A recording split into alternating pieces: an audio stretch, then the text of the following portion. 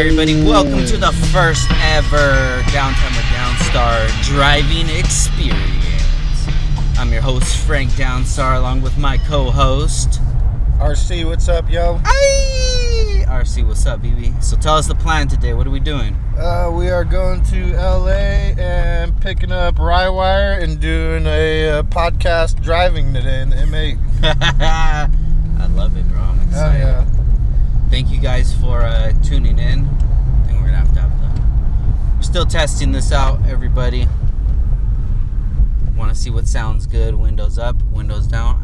I think Kenny dipped, BB. Yeah, for sure. They're going to hit the one highway to go up to PCH and Neptune. Got you. Yeah. Let's see. Cool thing about this all is we could actually listen to music. Yeah. While we're bullshitting too. It's gonna get demonetized anyway. So if you guys are just listening on SoundCloud, Spotify, iTunes, make sure you guys check us out on YouTube on youtube.com/Downstar Inc. or just search Downstar. But Randa, tell me about life, bro. How's everything been, dude? Oh man, everything's been good. Just living, bro. Loving living here in Ventura, California. It's just sick. I know, man. It's complete 180 from what I was doing before. So tell everybody where you moved from. Moved from Phoenix, Arizona, Peoria, Arizona to Ventura. Damn, I thought you were out of Tempe, bro. Tempe? Yeah, right? I thought you were out of Tempe, dog. Yeah, that's the opposite side of town, bro. That's where his shoes at.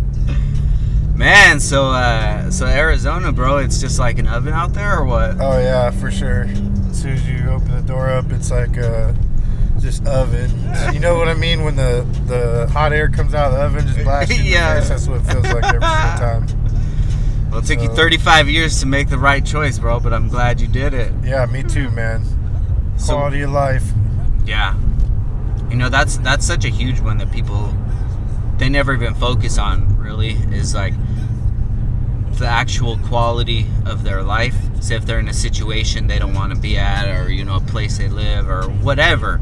Yeah. It always seems like it's so hard for them just to make that change, but in reality, it's not that hard. More of the difficult part of it is just letting go of personal feelings and getting over any doubt or anything like that, you know? Yeah. The way that I think about it is if you can make a living somewhere, you can make a living anywhere. Yep. And not even in the same city, same town, same state. I'm talking about even the same country, dude. Like when we would go to Japan, all I'm looking at is everybody else that lives there, and I just think like, well, if this dude could live there, I could live there, you know? Yeah, right. For sure.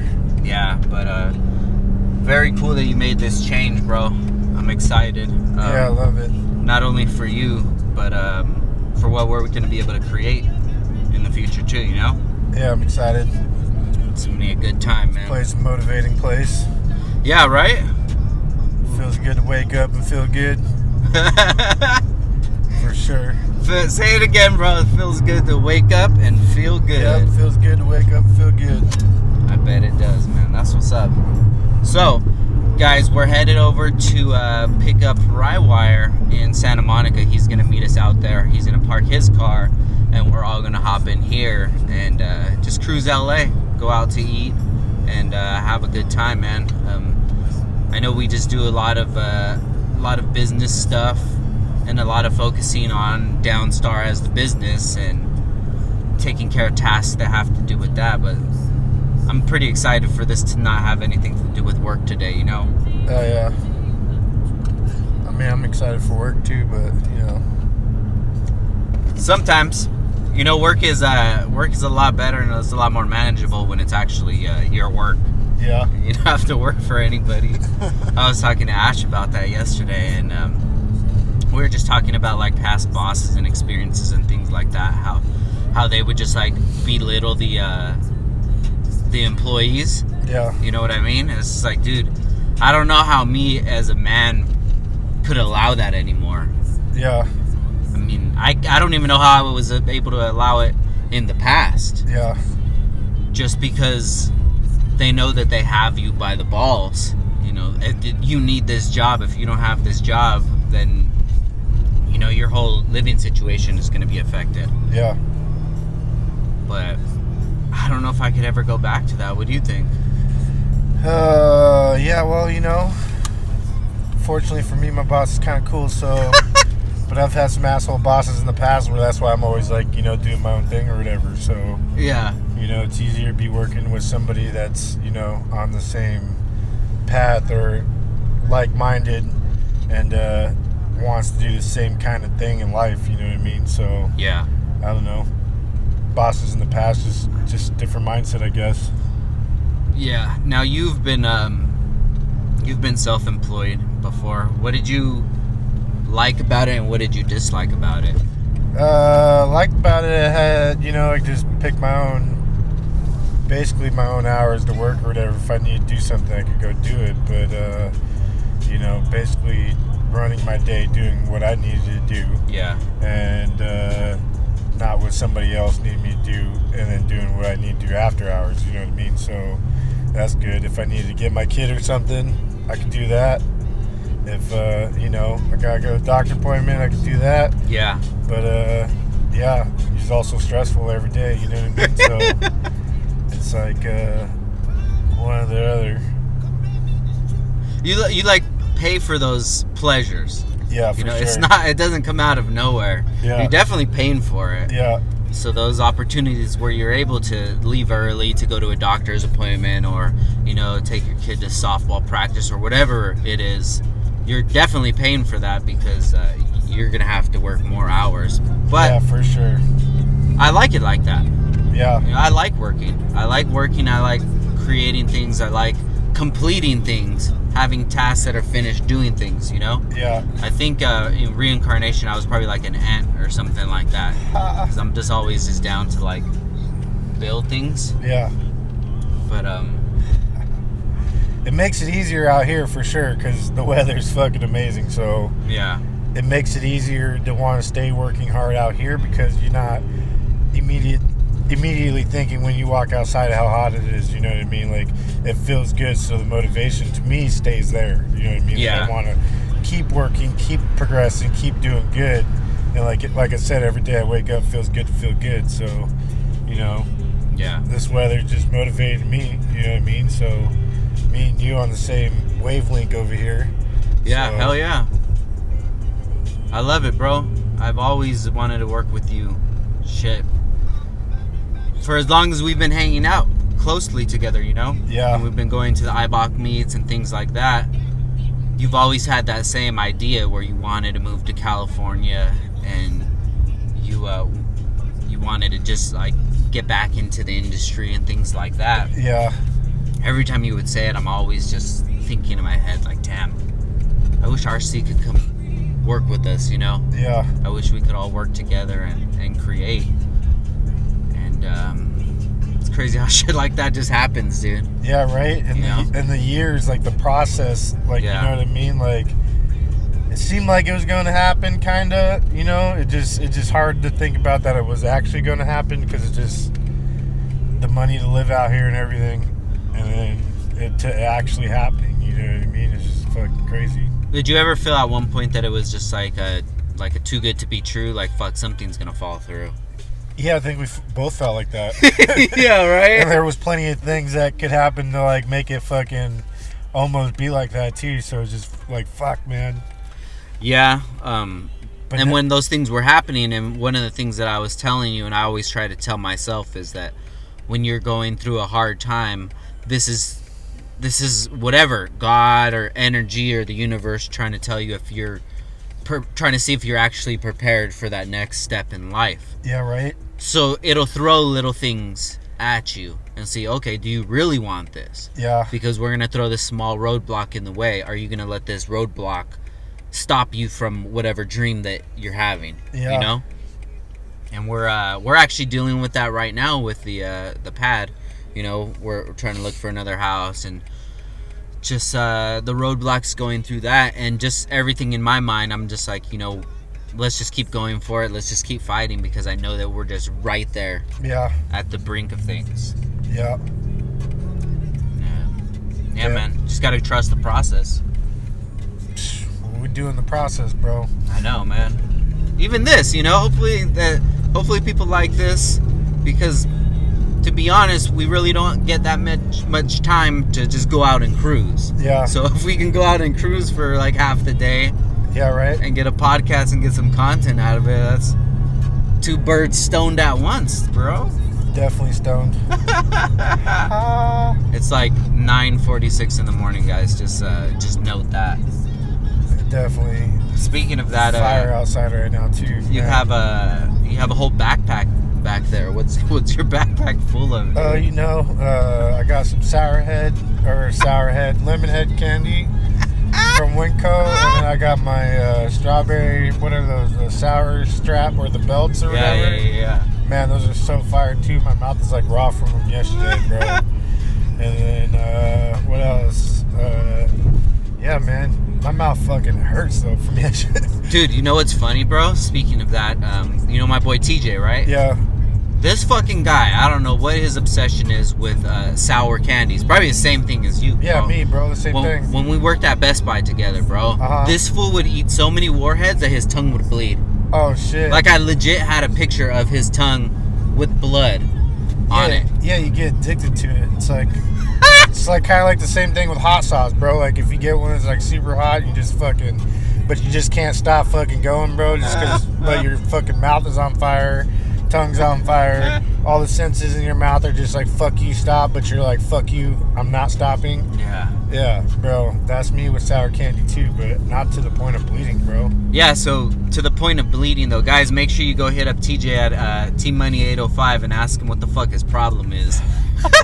Because he would eat Warheads until his tongue bled, dude. Legit. That's hardcore, bro. Yeah, bro. That's an addiction. It is. I'm telling you. But I'm addicted to like the Sour Patch Extremes. Like, I wasn't even never a fan of Sour Patch before because they just didn't do the job. They weren't sour enough. Yeah. But when they came out, the Sour Patch Extremes, them shits are fucking money, son, and the flavors are delicious.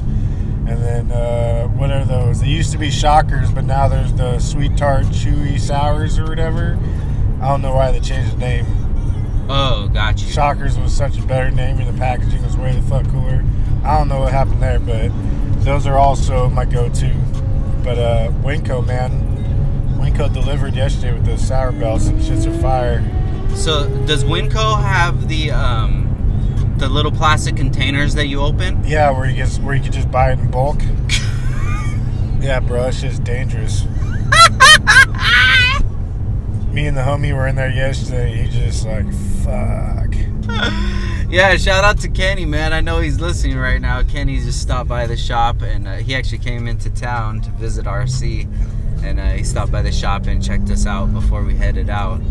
Huge supporter, man. Shout out to Kenny. Hell yeah. Love when the homies come visit. Hell yeah. You know, I was just looking at that bike salivating right now, bro. Yeah, right? I was like, it's early. Ain't nobody, no cops on the road. And I'll fuck your bike up, dude. Yeah, right? It was wide open just now, too. Lucky. I gotta be responsible, guys. But the other day, I served up some bike. Remember that? Yep. That was a good time. It was, man. Because I just kept looking. And I was like, where's he at? Where's he at? Where's he at? And he was just behind the whole time. I would like to race a bike from a dig, dude. Yeah. Yeah, I think that would be fun. But then I get kind of scared, bro. What if, like, he crashes? I think it'd be hard for him to hang from a dig just because he would have to get out of the hole so fast. And this car gets out of the hole so fast because it's all-wheel drive. So, you know, almost 700 horsepower with the tune. And then versus a bike, you know, they still have to get out of the hole decently fast, you know what I mean? So it's not like this is just a front-wheel drive or rear-wheel drive spinning. Yeah, but you know the stigma of a bike, though. Yeah. It's just intimidating. Well, let's find one. I'm just kidding. Let's hope Ash is not listening. I'm just kidding, Ash. Please, nobody send a timestamp to Ash. Not supposed to be racing on the street, man. There's no bad news. There's no bikes on the street. I'm just kidding. But if we do come up on a Lambo or something, Yep, I'm definitely fucking with them. Yep. I told this on a pod not long ago that I was driving the car back from LA. Actually, Ash took me over there to pick up the car when I got downpipes on it. And I was right when I jumped on the freeway. I saw a Huracan, and I was right behind him. And right when I jumped on the freeway, that was going 65 in the slow. And I'm like, man, what the fuck, dude? You can't have that car going 65. So then I see another Huracan. This is how crazy LA is, guys. Jump on behind a Huracan. 1 minute of being on the freeway, I see another Huracan, and now this one's a convertible one, and I can see the dude has dreads. And I'm like, okay, what better way to break this bitch in is to smash on like Little Pump in a convertible Huracan. He thinks he has like a fast car, you know, which it is a fast car. Don't get me wrong, but I finally think that I have a chance now. Wow, you're fucking hilarious. So that was my plan, dude. Well, like, I'm gonna go smash on Little Pump right now. It's a nice Sunday right now, bro. Never know who's out. Yeah. We got the protesters out already. Dude. Oh yeah, donations, bro. What does it say? Donate protester. Memory of Don Beto. Shit. Rest in peace, homie. That's sad, bro. Let me see if I have any cash down. Roll that shit down real quick, TV, please. Here you go. Thank you, God bless. You're welcome. Good luck. Thank you, God bless. It's sad because I know that they're out here grinding. Oh, there's that fool's car, dude. Remember that fool down the street from... Yeah. What's up to you? What's up to you, guy that nobody would know? You know what? If anybody likes this podcast, leave a note below. Because I enjoy this a lot. We could probably do this like, you know, once every week or once every couple of weeks. Add this into the lineup. Maybe get like more GoPros set up. Hell yeah. One on the outside and, you know, one for the back seat. Look at these good old boys next to us, dude. Hell yeah. Farm truck, baby. Damn, they're I think they're related to Jeepers Creepers, bro. Maybe. It looks like it. Yeah. The rust has rust on this one. What if that thing just left the line doing a wheelie, bro? Might, dude. Just stood up. Farm truck and Asian. Oh man, so what are you trying to eat, dude? What do you think we should eat? Ooh, I don't know, man. Because I think that's gonna be up to us. Well, first of all, we're the ones that are hosting the show, so. Oh, okay. Well, I think you should have thought of that by now, because I've been thinking about it. I don't know what the fuck's out here, bro. So I'm expecting you to fucking take me to something delicious.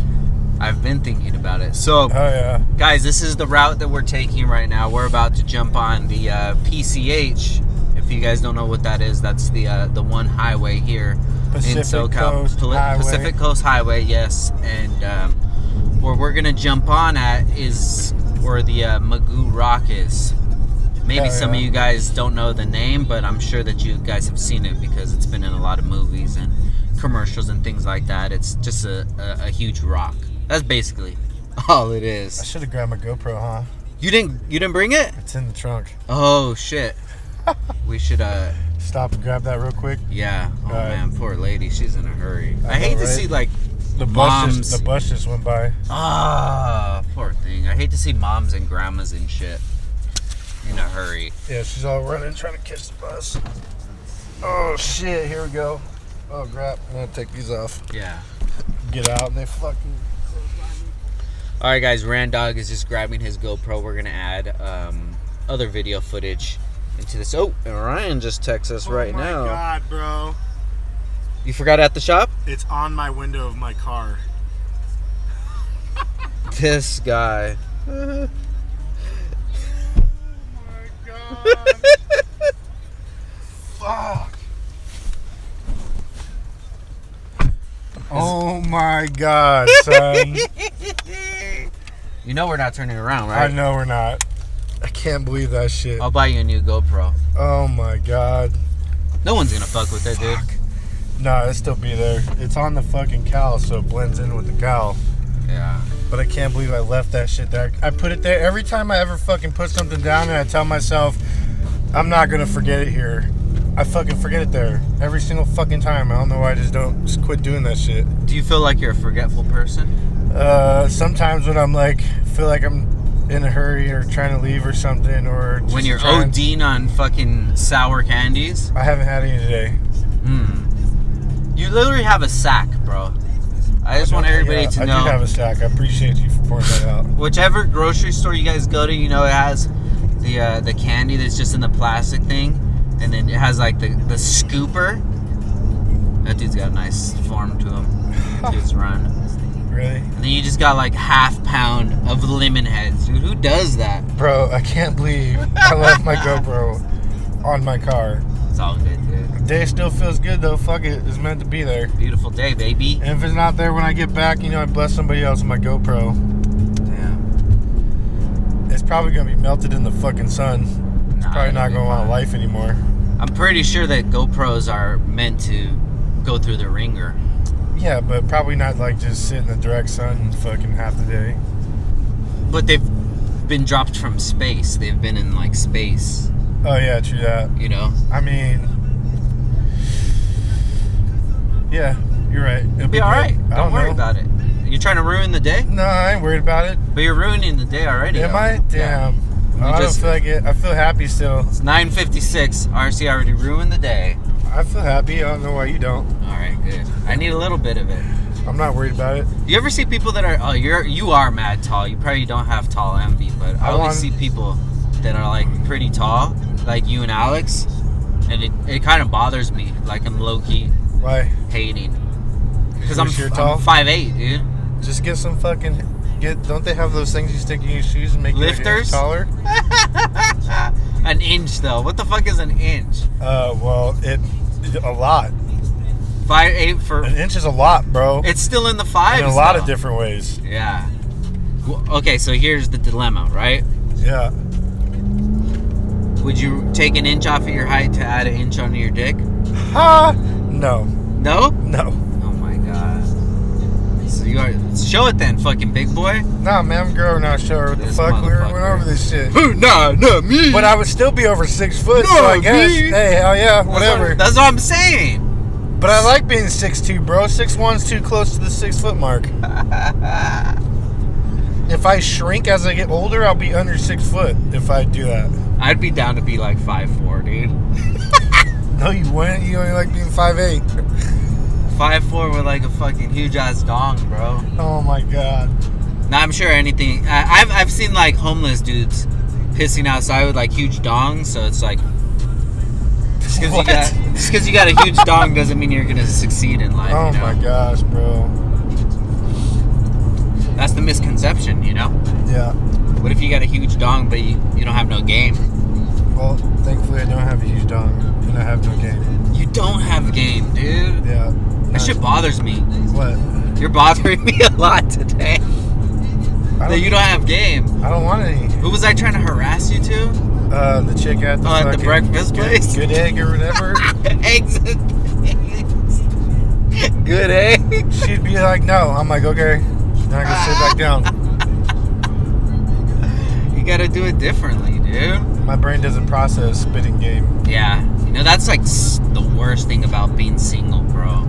Well, my brain processes building cars pretty good, so. There you go. You know. But not build a relationship?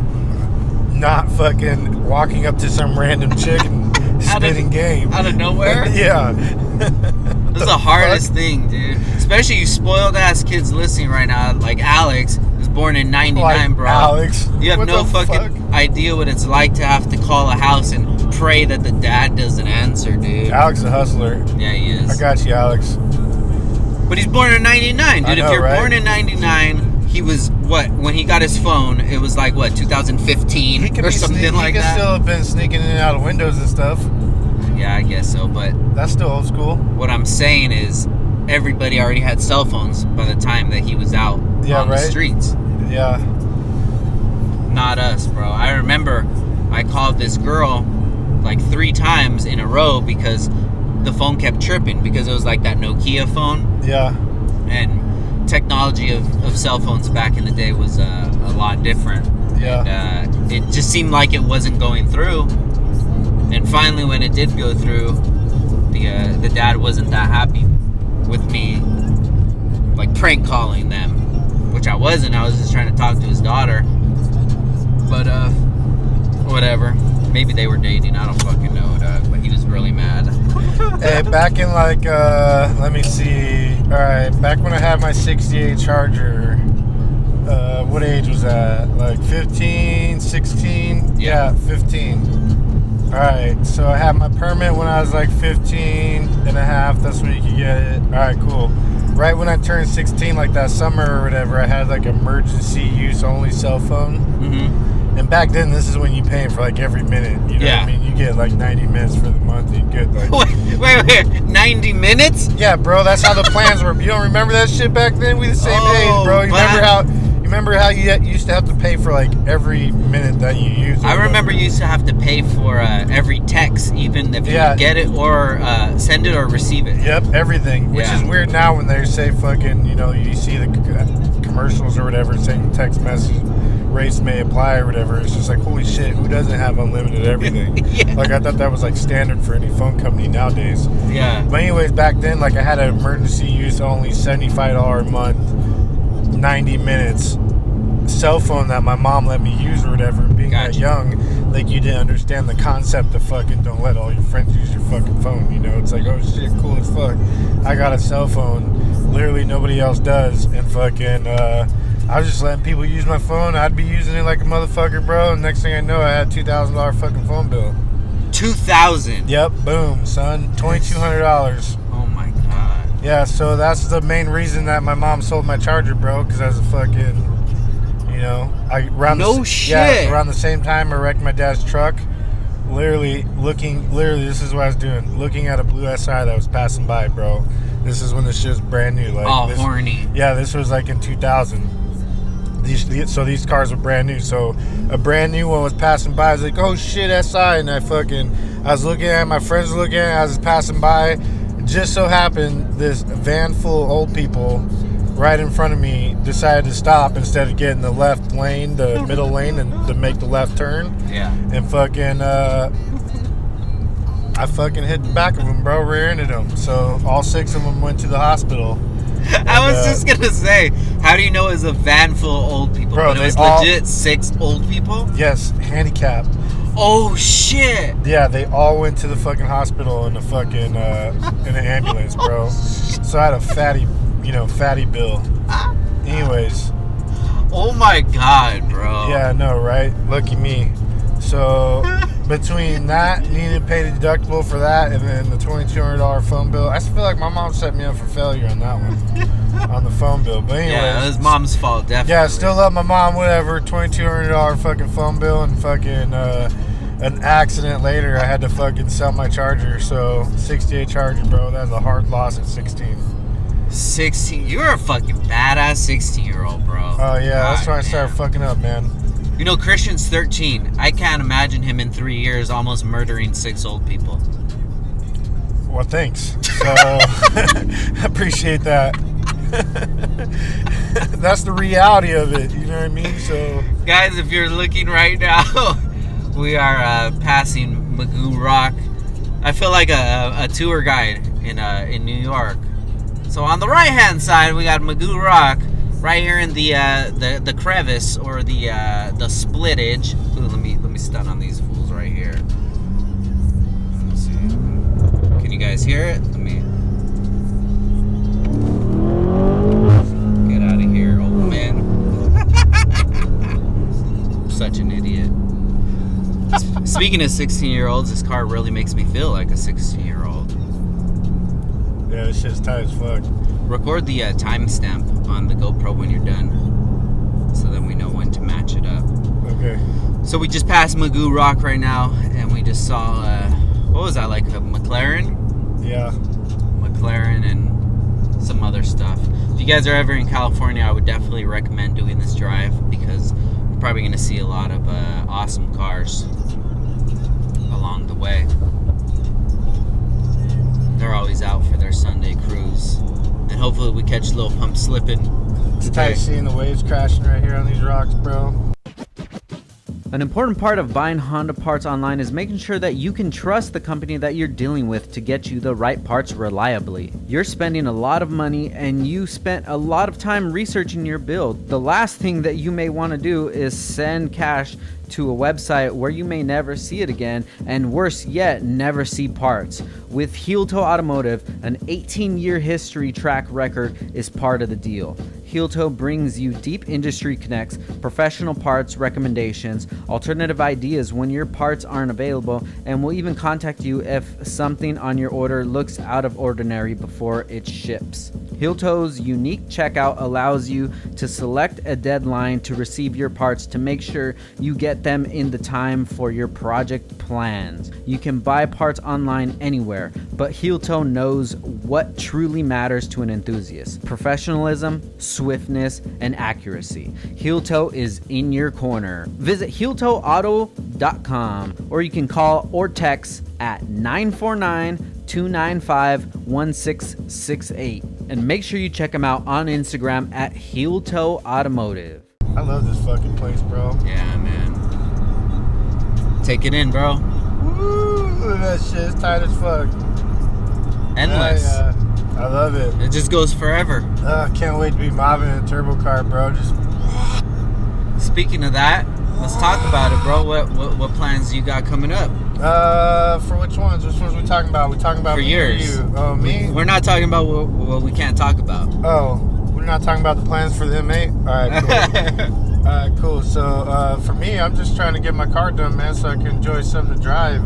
Just trying to do maybe a B series all-wheel drive, maybe K series all-wheel drive, but you know, just something fun to drive. No matter what, it's gonna be turbo all-wheel drive. Yeah. Whether it be B series or K series, I'm not sure yet.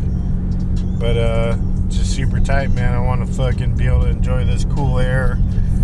Perfect boost weather, bro. This doesn't get any better than this. Yeah, man. It's gonna be a great time. You actually just picked up a car, right? Yeah, a little 2000 Civic Coupe, little white coupe, kind of throwback to what I used to have when I was pretty new in the Honda world before, before I started coming out to California for shows. But yeah, man, I just really love the body style of the coupe. And anything 96 to 2000 basically is going to be my favorite hatch or coupe. Yeah. In white. But yeah, man, I can't wait to do a couple little things of that and make it a fun daily. So we'll see what happens. Yeah, dude, the body is pretty clean on it too, and more than the body, the interior and the trunk and under the hood is pretty flawless. Yeah, it's pretty fresh still, man. It's getting hard to find anything Honda 92 to 2000 that's still in decent shape and hasn't been torn apart by somebody, and something that's still a good base to start with that just isn't shit. Yeah, definitely. Yeah, and that's the good thing about finding something like that, because you know that you're not going to run into dumb issues as you would if you bought a modded car, you know? Yeah, for sure. Damn, look at all these dudes. Everybody want to climb up this hill right here, bro. Squad just gets together so they can TikTok it. Fuck that. And run down the hill.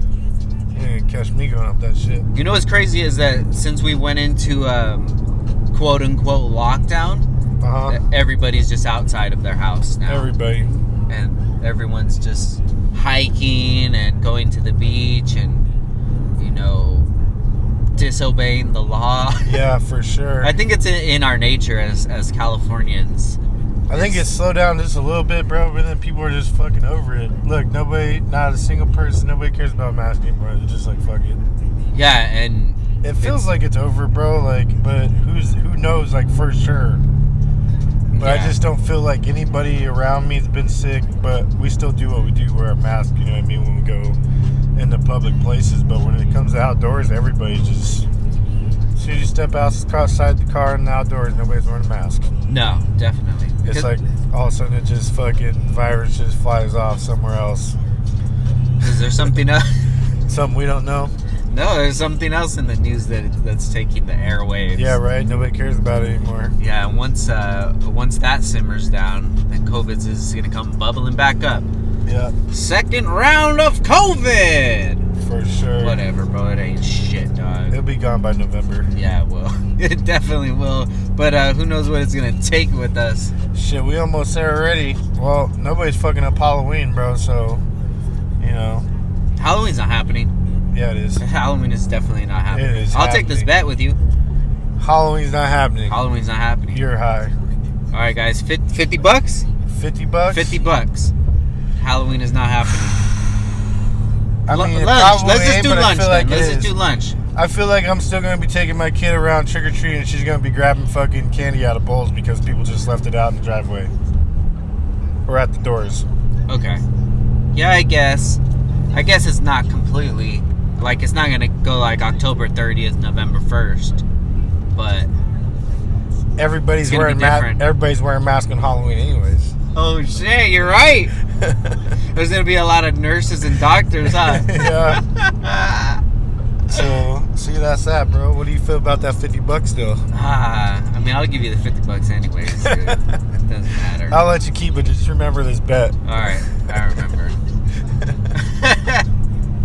But yeah, I'm ready for things to get back to normal. You know what really does scare me though is when you start seeing like major media such as Netflix shows having Corona shows. Yeah. Like Corona themed shows. I know there's one that's coming out that's like Lovin' Corona or some shit like that. Yeah. Which that is, Mustang just rev on you? Did you hear that? I really hope he didn't. Oh my gosh. Stay home, please. Yeah. Dude, I'm so cocky with this fucking car. I'm a typical BMW owner, bro. Well, you've gotten used to driving it, so you know how fast it is. Yeah. I just got to get that launch perfectly. But once we get that in, I think we're Gucci, dude. Yeah, for sure. You know what I think it is? Just power brake it and then just build up real quick and then just let off. Yeah, don't sit instead there of just sitting on it. Yeah, don't just sit on it. Just fucking get it and go. Yeah. Yeah. Because it's not like the car's gonna do a burnout anyways. It's still gonna launch When you nasty. sit on it, it just seems like you're not sure about it. Yeah. You feel fucking sure about it, bro. Stomp on the brake, stomp on the gas. And Look go. at that. Right? Wow. Something just happened random. Somebody crashed in the wall drunk. Fence probably. accident. I'll be so pissed off if I woke up at my nice little white picket fence. Yeah, right. Was It's all demolished. smashed. Some asshole just hit it. All right, so right now, guys, we're passing Neptune's Net. So Neptune's Net right here on my left. Kenny's here right now somewhere. Oh, is he? Yeah, he was coming over here. Oh, shoot. Neptune's Net is where Fast and Furious, one part of Fast and Furious took place, where Brian is talking to Toretto, and he's like, I want in! He wants in on his VCR scamming. Ha! I forget that that's even the whole storyline of that. Yeah, did you know that Fast and Furious and Point Break, that surfing movie, is the same exact movie? You ever seen Point Break? Yeah. Alright, so it's an undercover cop Uh-huh.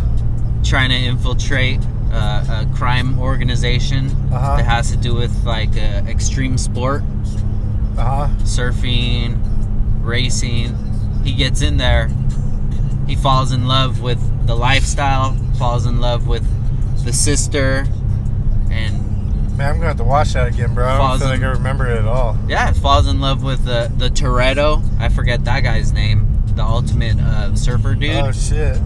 And then at the end, when he finally catches him, he lets him go into the waves. Oh damn. Just like Brian lets Toretto off at the end of the first one. Damn, I don't know. I've seen a few different movies that are like kind of like the same storyline, but I guess I gotta watch it and be like, oh, I remember this, but then I'll probably be like, I didn't know that's, the same kind of, like it was together. I mean, it's so similar that someone from the other group, the guy that's closest to the surfer Toretto, why'd that guy just flip us off? Because you're driving in their lane. Oh, I don't know. Oh, that was a mean surfer. Because I was just telling the story right now. Yeah, right. Yeah, he wasn't very nice. Yeah, those surfers aren't, dude. That's why we got to infiltrate their crew. Right. And bust it up. Right. But like I was saying, inside of the surfer group, that there's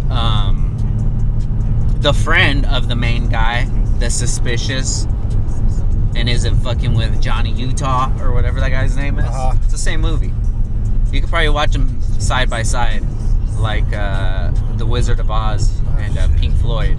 Yeah. Oh, dang. What the hell's going on here? We just came across The fucking truck club, the bro. truck club. Shout out to the truck boys. So I don't know how things are in your guys' town, but trucks are extremely popular out here. Taking over, bro. Everybody be Right? getting trucks. So In we're- Arizona too, bro. It's like that. Just fucking trucks everywhere. It's like, holy shit. I'm not even gonna lie, I want one. None of Fuck these outta though. here, I do. bro. You don't want one. I do want. I'm telling you, this is Frank Downstar. These are my words to you, RC. The Avalanche. Cali Coast Trucking, bro. Shout out to Cali Coast Trucking. Let's see if we could get around them. But none of these guys. Probably not, bro. They're gonna block this shit up. It's all good. None of these trucks. They're too old. I don't like that one. I don't like that one. I don't like that one. You know which one I do like is the newer body style. the newer body 26s. style Silverado single cabs, fatty wheels, dude. Like this one in front of us. I kind of like this one. Bro, what you should do is just get a black Chevy truck, 4-door, lay it out on 26s, and just get an open trailer, the single axle aluminum, Yeah. and then carry your hatchback on it to local shows. Yeah, I guess so. Yeah, I guess so. But although that would look pretty cool, then I just have another car to worry about. Which is kind of my issue right now. You got a truck on 26s, bro. Alright, these guys are... They're just gonna block this shit up. Ooh, there's a Huracan right there. Pussy ass little pump. This is how everybody feels behind us when we do the Downstar cruise. Yeah, I don't mind it, dude. I like this truck right here. Right to the left, what is this? Chevy, single cab. Single cam Silverado. Do you know the year maybe? Probably like a 15. Yeah, that one's pretty cool. Especially Yeah. chopping like that, all low. I bet you have some deep dish ass wheels too. Yeah. They have the style. The trucker style. But I like it. I even like the Dodge ones, dude. The Dodge Rams and even Oh yeah. the Ford ones too. All the single cab ones. I mean, I'm a fan of Chevy, so Yeah. You're one of those dudes? yeah. One of those Whatever that means. one of those dudes that just hates on the other brand. I'm not a Ford guy. Well, yeah, I want a good truck. bro. Found on road dead. You're one of those dudes? Yep. That exact one. That just is like that is some Arizona ass shit of you, bro. It is. I think that's everybody's type of shit when it comes to trucks. They don't want to buy a shit box. What makes some people do. those Raptors are pretty sick. Yeah, those are sick. Okay, I'll take that at least. I mean, not all the trucks are shit boxes, but you ain't gonna catch me in like a fucking F-150 unless it's like a trophy truck with a Chevy motor and a F-150 body. I feel you. I'm just kidding. Alright, we're not gonna be able to get it straight away, so let me take it off of ludicrous mode. Who do you think's the leader? I wanna know who the leader of this pack is.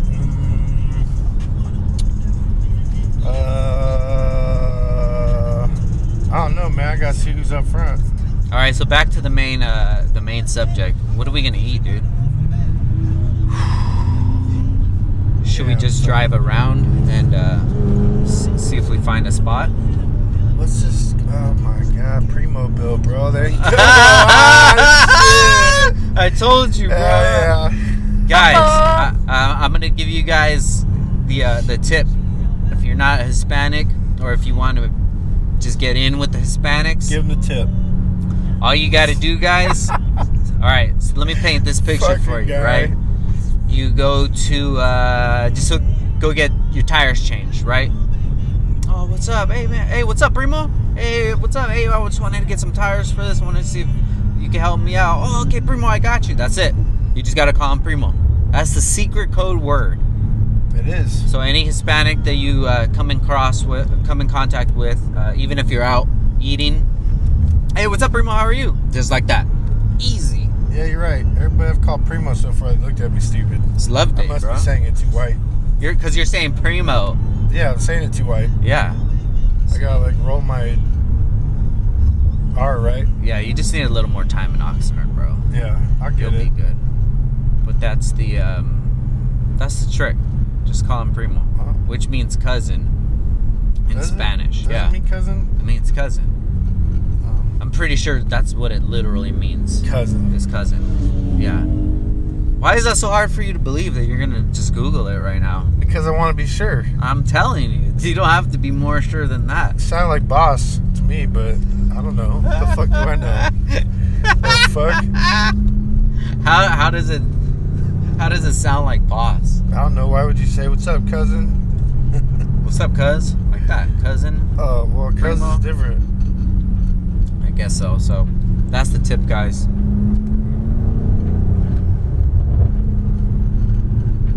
Yeah, we're not gonna be able to go anywhere. Damn, that is. You're right. Spanish word for cousin. Thank you, bro. Can you apologize to me on air? No, no. Okay, I'm sorry. Thank you. I appreciate it. But it says also Primo means best or Boss? It says also number 2 definition is boss. from, no, means best. Best? Yeah. Oh, that's like English though. Like primo. Like, ooh, that's primo. And that's probably like what people are thinking that you're saying to them, which is Yeah, not for bad sure. either. They're like, hey, what's up, best? I mean, that would, to me, you said that's like the most respect, like. Yeah. Yeah, right? Telling somebody Calling the them best. cousin, what's up, cousin? Like, or calling somebody the best. That's why to me, boss seemed like, you know. But it's best cousin though. That's what it is when you're calling someone primo. You're like, dude, you're the best cousin. Mm. You know when you always used to have that best cousin back in the day? Did you? I mean, This fool didn't know anybody. bro, I live in Arizona. All my fucking cousins live far, but yeah, I still got cousins that are tight. I'm just trying to think of the ones I used to hang out with. There's just I didn't have any in Arizona. Oh, we're getting to the leader, dude. Yeah, there you go. Look at that photo right That there, was bro. nice. That shit was money. Chopping. I like it, dude. Hell yeah. Shout out to all the truck crews. Cali Coast trucking. They're the ones that are always fucking up the meats, but it's all good. live your life. Doing all the fucking burnouts and shit. Yeah. And their 4.8s. I'm not here to judge. Nope. Look, I like here's that that one. Dodge right there. Hazardous. Those are tight. Shout out to Hazardous Car Club. Oh, shit. Let's see. Eco mode off. 90s, bro. 454 SS. There's a cop. Headphones off. Hell yeah. All right, guys. Headphones You are can't off. drive around with headphones on? Pretty sure that that's like against the law. To drive with headphones on? Yeah. Really? Yeah, definitely. Oh, shit. Because I've actually been booked for that, for having earpods on. What? Yeah. No. So I think we're flying under the radar, guys. Yep. Cops turning right. Hell yeah. Headphones back on. Headphones back on. Woo, woo. Back in business. That's crazy to me, bro, because I'd be driving with headphones on all the time in my CRV with no exhaust, bro. But you definitely do a lot of illegal stuff. Oh, yeah. Well, no exhaust. Yeah, The that's whole one. sentence, headphones on, no exhaust. Yeah, I'd definitely be fucking... Out here, it's illegal, but in Arizona, bro, it'd be cool. I know, but you just said the key word in Arizona is Yeah, totally in different Arizona world. more, and that's why I got the Civic. So, everybody that lives in California, I need you guys Holy shit. to back me up on this. Wow, there's a huge bicycle club.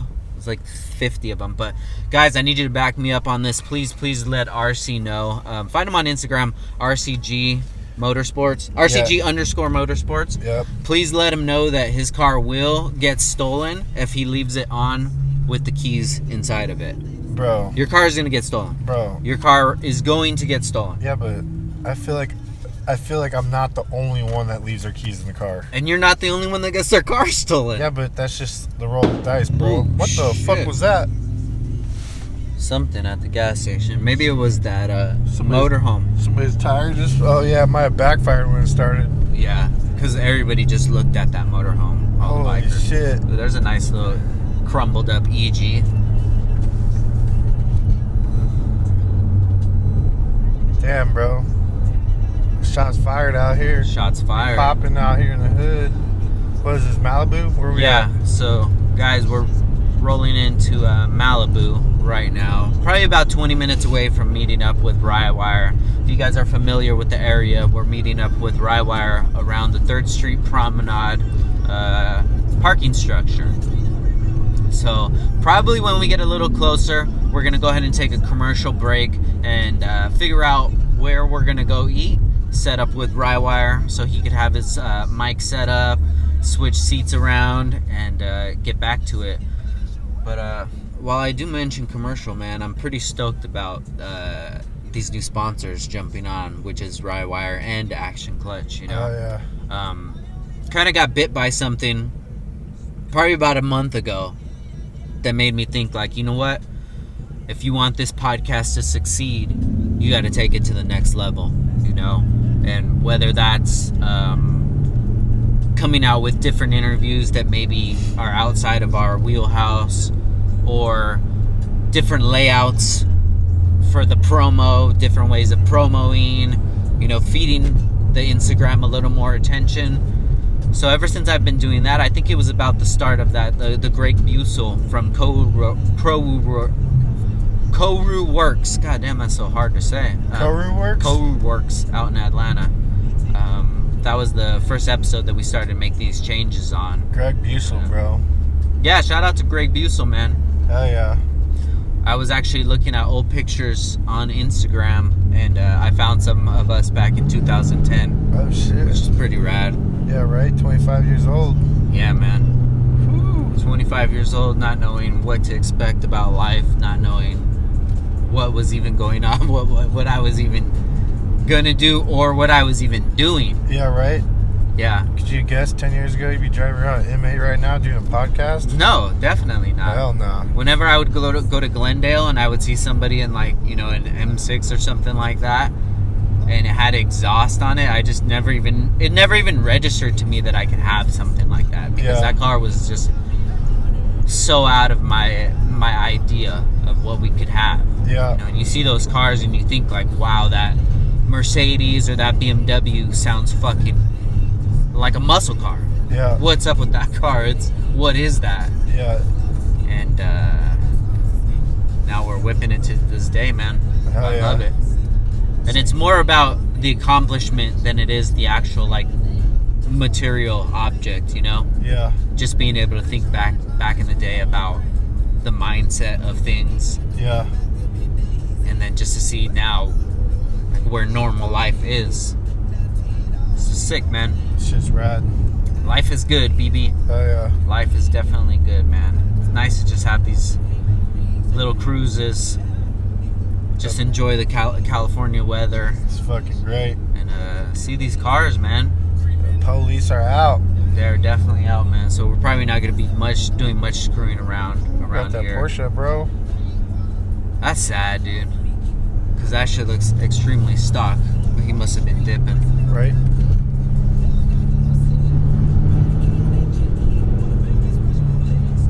Nice little Ferrari. Right? Testarossa. Sick. Is that what that was? No idea. Yeah, with the stripes on the side, the claw marks. Pretty sure it was a Testarossa. Yeah, I'll keep up on the different models. Of any exotics? Or just Ferrari? Nah, none of them. If you could have any exotic, what would you have? Right now, no cost. But you can't sell it to, like, buy, like, 97 EK hatchbacks. Why not? Nah. this is my rules. Bro, I tell you what, Honda just really make me feel good. You know what I mean? So it's hard for me to think of about a car that I just not in my foreseeable future. I guess I don't know. Maybe a fucking. I'm just a fan of fucking Honda, so probably NSX. You know? Yeah. That's the new NSX. You know, I really like the thermal orange and or the white one. So. Oh, that's the one you want, is the orange one? Yeah, the thermal orange. Got you. That should be tight. But I'm just a big dude, you know what I mean? So every supercar I've ever sat in, I just don't fit in them. They're uncomfortable for me. So I just already get the thought out of my head that, you know, It's just not something comfortable for me to spend a buttload of money on. Very true. What about a big boy, dude? Like a Wraith or something, dude? Or what? Rolls Royce. Oh, yeah, that'd be tight. Or the Cullinan, the SUV. Yeah, fucking, what is those, ghosts? Like the Yeah, Rolls the Royce? Ghost. Yeah, those are fucking sick, bro. I'd be down for some shit like that. We just passed C8. Yeah, I like it. I didn't even see it. Holy shit. Yeah. Tight. They look a lot like 458 Ferraris. Yeah. A lot. So when it's coming up on you from a little distance, it's kind of hard to tell what it is. But look at this fucking guy. Let me not hit one bike and Did you turn the AC hit off? the other. No, oh shit, I did. I feel muggy in here all of a Alright. sudden. I'm like, I feel sick. AC, AC on. But yeah, after we actually got to talk about this with Ryan because he was in the Phantom when we went to Japan. Oh shit.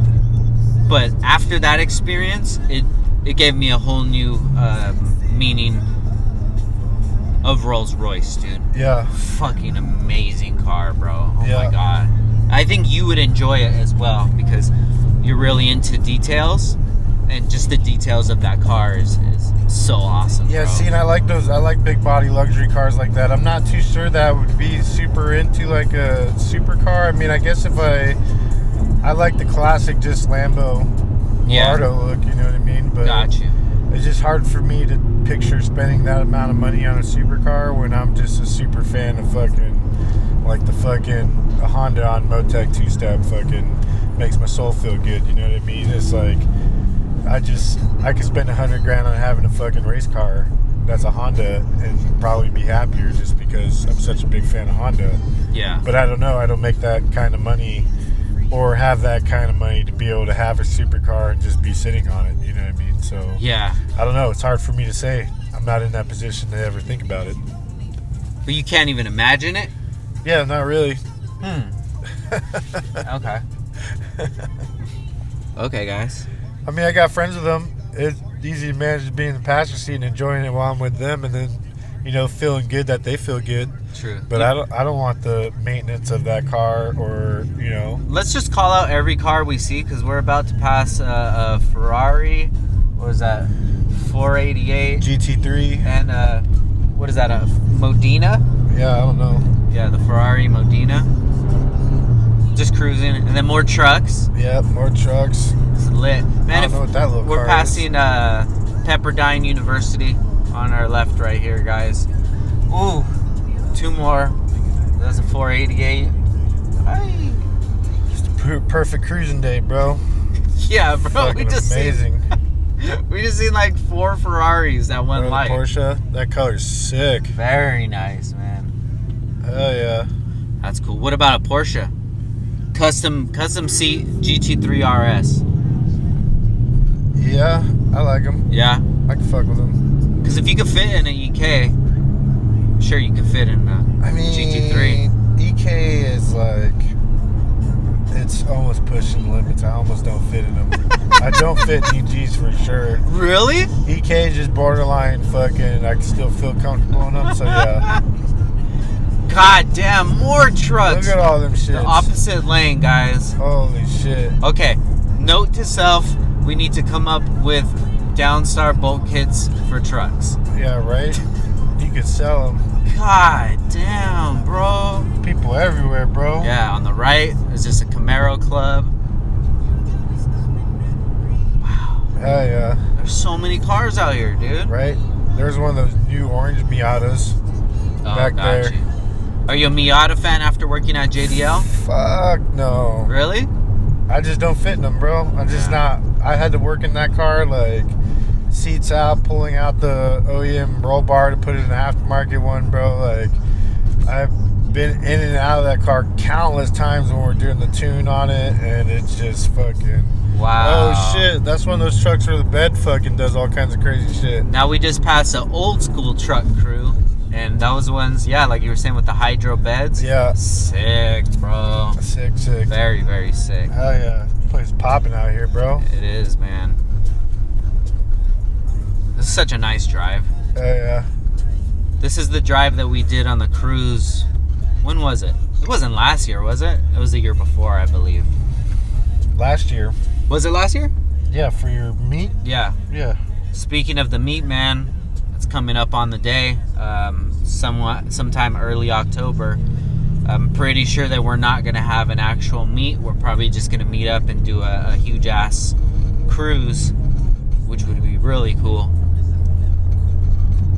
So if you guys are listening, hope you can come out. It's going to be in Ventura, California. Probably going to cruise this way down PCH.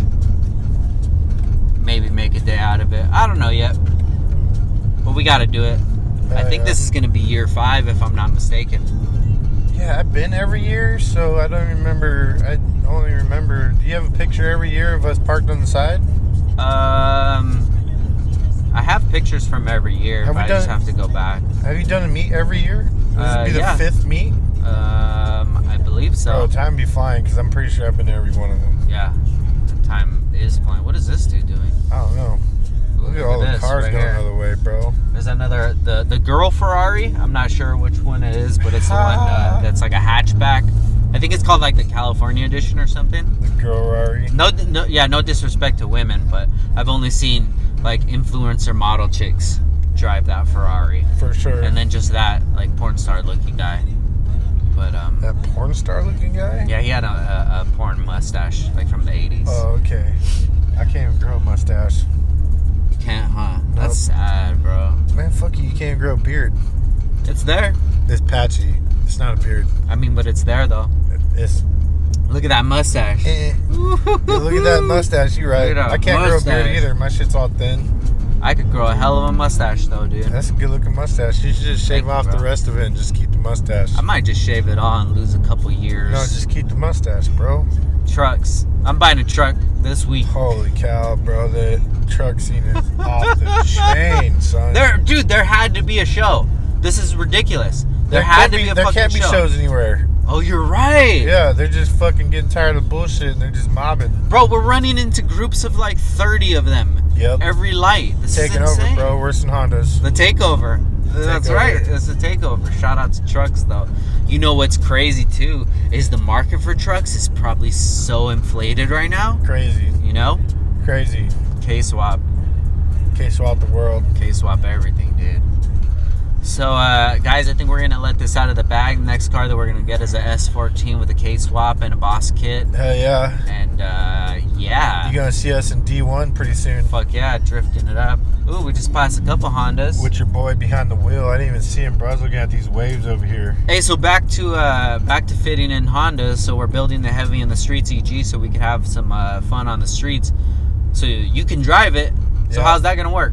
Well, basically, I'm going to get in the driver's seat and turn the fucking key and fucking drive it, bro. That's how it's going to work. What kind of seat are we going to have to get? Big one. Like a Kirky wide or something. I don't know. A Kirky. Got you. Gotta save some weight, bro. Adding my weight plus the OEM seat, it's gonna go slower for sure. Yeah, it's going to take like the whole gutted aspect of it. I'm losing weight though. So You are, dude. and Proud of you, bro. The 5-star power plates. Yeah, shout out to Ivan. Stars power plates. My bad, not 5-star. But we're giving him 5-star though. Yeah, definitely 5-star. It's just delicious. He's actually going to come on the pod again pretty soon. Hell yeah. And we're gonna have you sit in on that one, dude, because you've started to use his services, and I want to hear what it's like. So Yeah. we can give him feedback, you know? Yeah, for sure. It keeps me on track during the week, bro. Because that first like few weeks I was here, just junk food every day, bro. Yeah. Now when I eat his stuff, I just feel good every day and start my mornings right. So, Dude, we just saw more trucks again, guys. I it's saw heavy another one right now. with the back of the bed where it's just floating up. Heavy. That's pretty sick. Trucks are definitely heavy in the street. Ooh, a 5.0. Definitely liking that, bro. It's heavy. Heavy trucks, bro. I love it. All right, guys, so we are on PCH right now, getting close to 3rd Street Promenade. We're going to go ahead and take a break for some commercials right now, and once we hop back in, we will be in with the boss himself, Rywire, in the building. Look at all those trucks, bro. Hi. We'll be back. There had to have been something. Downtime with Downstar would like to welcome our newest sponsor, Rywire Motorsport Electronics. Rywire has been around since 2005, supplying you with solutions for all of your motorsport electronics needs. Whether you need a simple ECU adapter, engine harness, chassis harness, or PDM setup, they can get you taken care of. Offering products for most popular engine platforms from Honda, Toyota, Nissan, GM, hey, even Lamborghini. And if you have any private label needs, they can also take care of that as well. Rywire is the leader in motorsport electronics in our community, and we're excited to have them part of the Downtime with Downstar family. Please make sure you guys support Rywire. You guys could check them out at rywire.com or on Instagram at Rywire_motorsport_electronics. I know it's long, guys. If you just search Rywire, it will pop up. And if you're searching, make sure you search them on YouTube, and you can check out their YouTube channel where they are working on their new EV S2000 build. We're super excited for that, and we're super excited for Rywire to be part of the Downtime with Downstar family. So please, guys, make sure you go show Rywire some love and tell them that Downtime with Downstar sent you. Once again, that's Rywire.com. All right, guys, we're back from commercial break, and that was probably an ad from our newest sponsor, Rywire Motorsport Electronics. What's up? And in the building, we got the man himself. Ryan, what's up, bro? What up, dude? How are Probably you? want to just have one hand resting On that? yeah, mic just there? like holding it. Just propping it up. Yeah, Oh, I almost ran that dude over. It's all good though. it's cool. He was wearing a mask, dude. It's good. It's all good. He was wearing a mask. But it's we're in a BMW, so those kind of things, it just comes with nature, you know. Yeah, dude. People learn to avoid expensive, fancy cars. They don't want to dent your car just as bad as, you don't want to Run dent them over? their head. Yeah. But at least if we do run him over, he had a mask on, so Yeah. we're Gucci. It's probably kind of hard actually to drive and think about what you're saying and podcasting and I mean, you would think so, but we just did an hour. Oh, okay.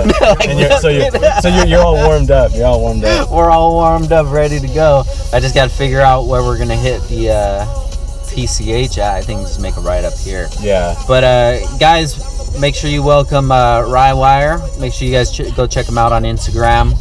And Ryan, what's new with you, man? It's been a while since you've been on the pod, dude. I know it. What's new with me? Well, we've had a freaking crazy busy year so far. Oh, there's the guy right there. Oh. He's good. He was cool. He survived. Before I cut you off, we already got flipped off by a surfer, so Oh, okay. we're already making enemies today. But Progress. yeah, That's Santa Monica. there we go. So it's been a busy year for you. Yeah, dude. Super crazy busy year. I mean, it's one of those things where it's been so good that it's like, okay, what's next? You know what I mean? Scary, huh? It is. It's a bit scary. It's great to be able to get like a little cushion, like monetary cushion, for potential of some kind of, a little bit of, even if it's just a slight downturn. Yeah. Or if it's something more than that, at least now, it's like a little bit more comfortable, I guess, for me. Mm-hmm. I mean, we talked in the past a little bit on the phone and stuff like that, and I know that you're in a similar situation where Yeah. you're doing really well. You've had a really good year. Yeah. And everybody has, everybody that I've talked to in the industry, everybody's doing really, really good. It doesn't seem like the automotive industry so far has really taken any kind of a hit at all. Yeah. But that's probably a bit because of financial relief and stuff like that. So hopefully people are saving and they can spend money later. They didn't blow their load. Yeah. This year. Hopefully, so. We'll see, man. Especially they're talking about another stimulus check. Yeah, isn't that like kind of for taxes, like on the back end, like you'd still, they're also talking about the stimulus check? I think so. Okay. Like credit. I don't qualify for any of that shit, so, Yeah. I don't really even know what's going on really, but. Yeah, I said that we didn't get a stimulus check, but we just got everybody else's stimulus check. Yeah, we got everybody else's. Yep. And there was also some relief stuff for businesses and things like that. Yeah. It's definitely been a different year though, man. Yeah, For I sure. know. Definitely. Well, for me, it's been weird. Well, not weird, but different because, when we're starting to work a lot more with Turn 14. Yeah. You know, the sales have been really good because they've been buying a lot of stuff. So we've sold a lot more volume, and I think that my business has changed a little bit. You know, like we're not doing as much custom work. Mm-hmm. It's a lot more of like just, you know, putting stuff through production lines. Gotcha. So like the same part number, but we need like 500 made of this part number, and we're just like pumping stuff out that way. Well, from a business standpoint, would that be a better way to do things? Fuck yeah. I mean, just think about it like this, okay? And you know when we were talking about like what we would say in like your commercial and stuff like that, like for the Rywire sponsorship, I was like, definitely mention that we what did I say? Definitely mention that we private label. Private label, right? Yeah. So think about it this way, dude.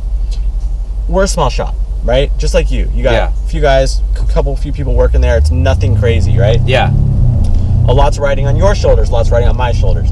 So let's say that we have to do somebody's custom loom, right? Yeah. Somebody comes to us, oh man, I want, you know, there's like this, you know, a vintage Mercedes engine, and it's going into this like BMW, and like, okay, yeah, I mean, like, I could physically do that. Yeah. Right?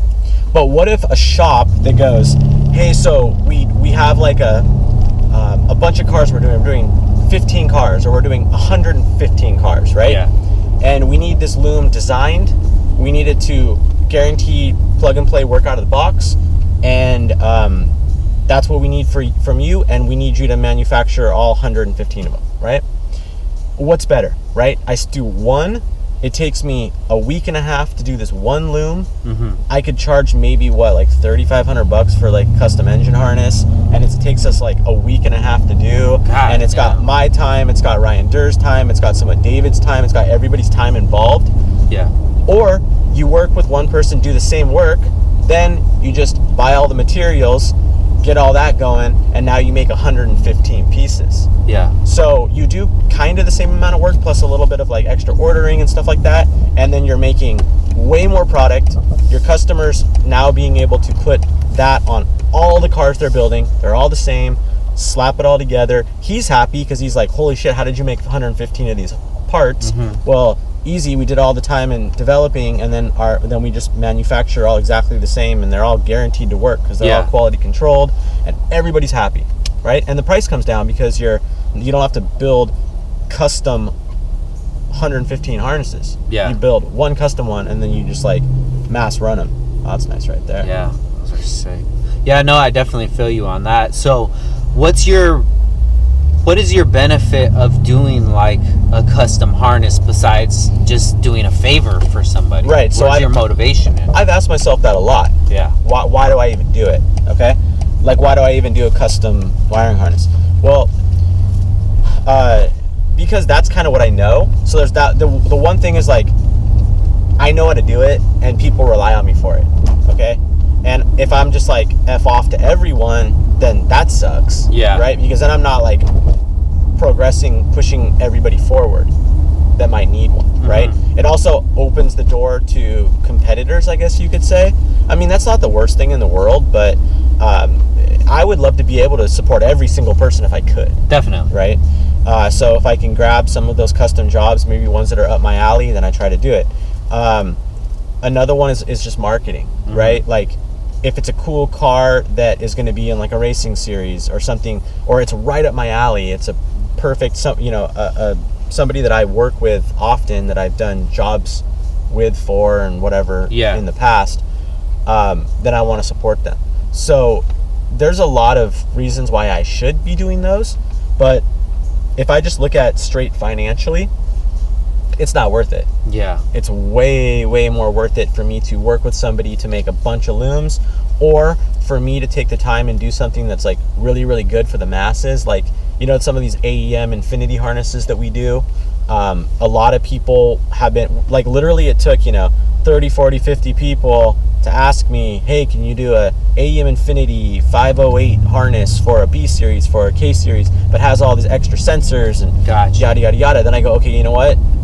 I can make a run of 100 pieces of those, and I would just do exactly what I would be looking for, like with another shop to come to me. Well, I would just bite it off myself, and then I would be able to distribute those in small quantities to everybody that needs them. Yeah. Right? You see what I'm saying with that? Yeah, no, definitely comes down to the age-old problem of just time. Yeah, You know? exactly. I'm sure that you still get a lot of pleasure in doing these cars, these one-off harnesses. I do. But the time definitely doesn't make sense. Yeah. And but I mean, too, you also have to feed both sides of things, man. You know, I know with myself that I always just focus so much on, you know, doing the most things with my time that's going to make the most money and the most impact, but with putting pleasure second. Yeah. You know, with putting happiness second. Right. But sometimes I do things that I know that are going to bring me joy, but it's just a total waste of time. Yeah. And I feel like that's as important as it is just hustling all the time, because you need to be able to like remember why you did this all in the first place. Yep, exactly. You know? Yeah, because it, you know, 15 years ago, I would have been like, oh shit, like I'm gonna be able, I have the opportunity to work with this person, work on this kind of a car, work on this kind of ECU, you know, be able to maybe sell components that would be used on the whole formula. Definitely, you know what I mean? yeah. The ECU, the sensors, the programming, yada yada yada. But if you look at it that way, like, it's really not worth my time. Yeah. So I have to find that fine line and just take jobs that are going to be right up my alley and maybe have some potential. Because there's been situations where I'm like, you know what, I kind of want to see what that kind of engine or that ECU is all about. So I'll maybe take on a job just so I can, like, you know, use it a little bit for development and stuff like that. You know, I'm sure the same thing with you, right? Like, you might have a kit that you would want to come out with. Yeah. And then you're like, well, I kind of want to work with this guy because he's kind of premier in that section, that small you know, genre, whatever. And then if you can get like a hardware kit or something designed for that guy, that car, that situation, like your body kit hardware, let's say, for example, you're like, damn, if I could work with these guys and get them on, like, let's say you had really good experience with TJ and putting on the body kit hardware and stuff like that on his car, right? Yeah. Sold you a lot of kits. He was super stoked on it. It made you develop something and really refine it and make it perfect. So, like, everybody wins. Yeah. And I'm looking for that, like, everybody wins kind of clients, I guess you could say. Yeah, no, I feel you on that. Now, how hard is it to teach Ryan Durr to do something like that? Or is that just knowledge that comes with, you know, 15 plus years of doing wiring? Right. So Ryan Durr is great. His craftsmanship, I've said it in the past, his craftsmanship is better than mine. Yeah. And I saw that, like, man, this guy has amazing workmanship on building these custom looms. So I want him to focus on that. But I can tell you this, I exceed in the design, in understanding how things work properly.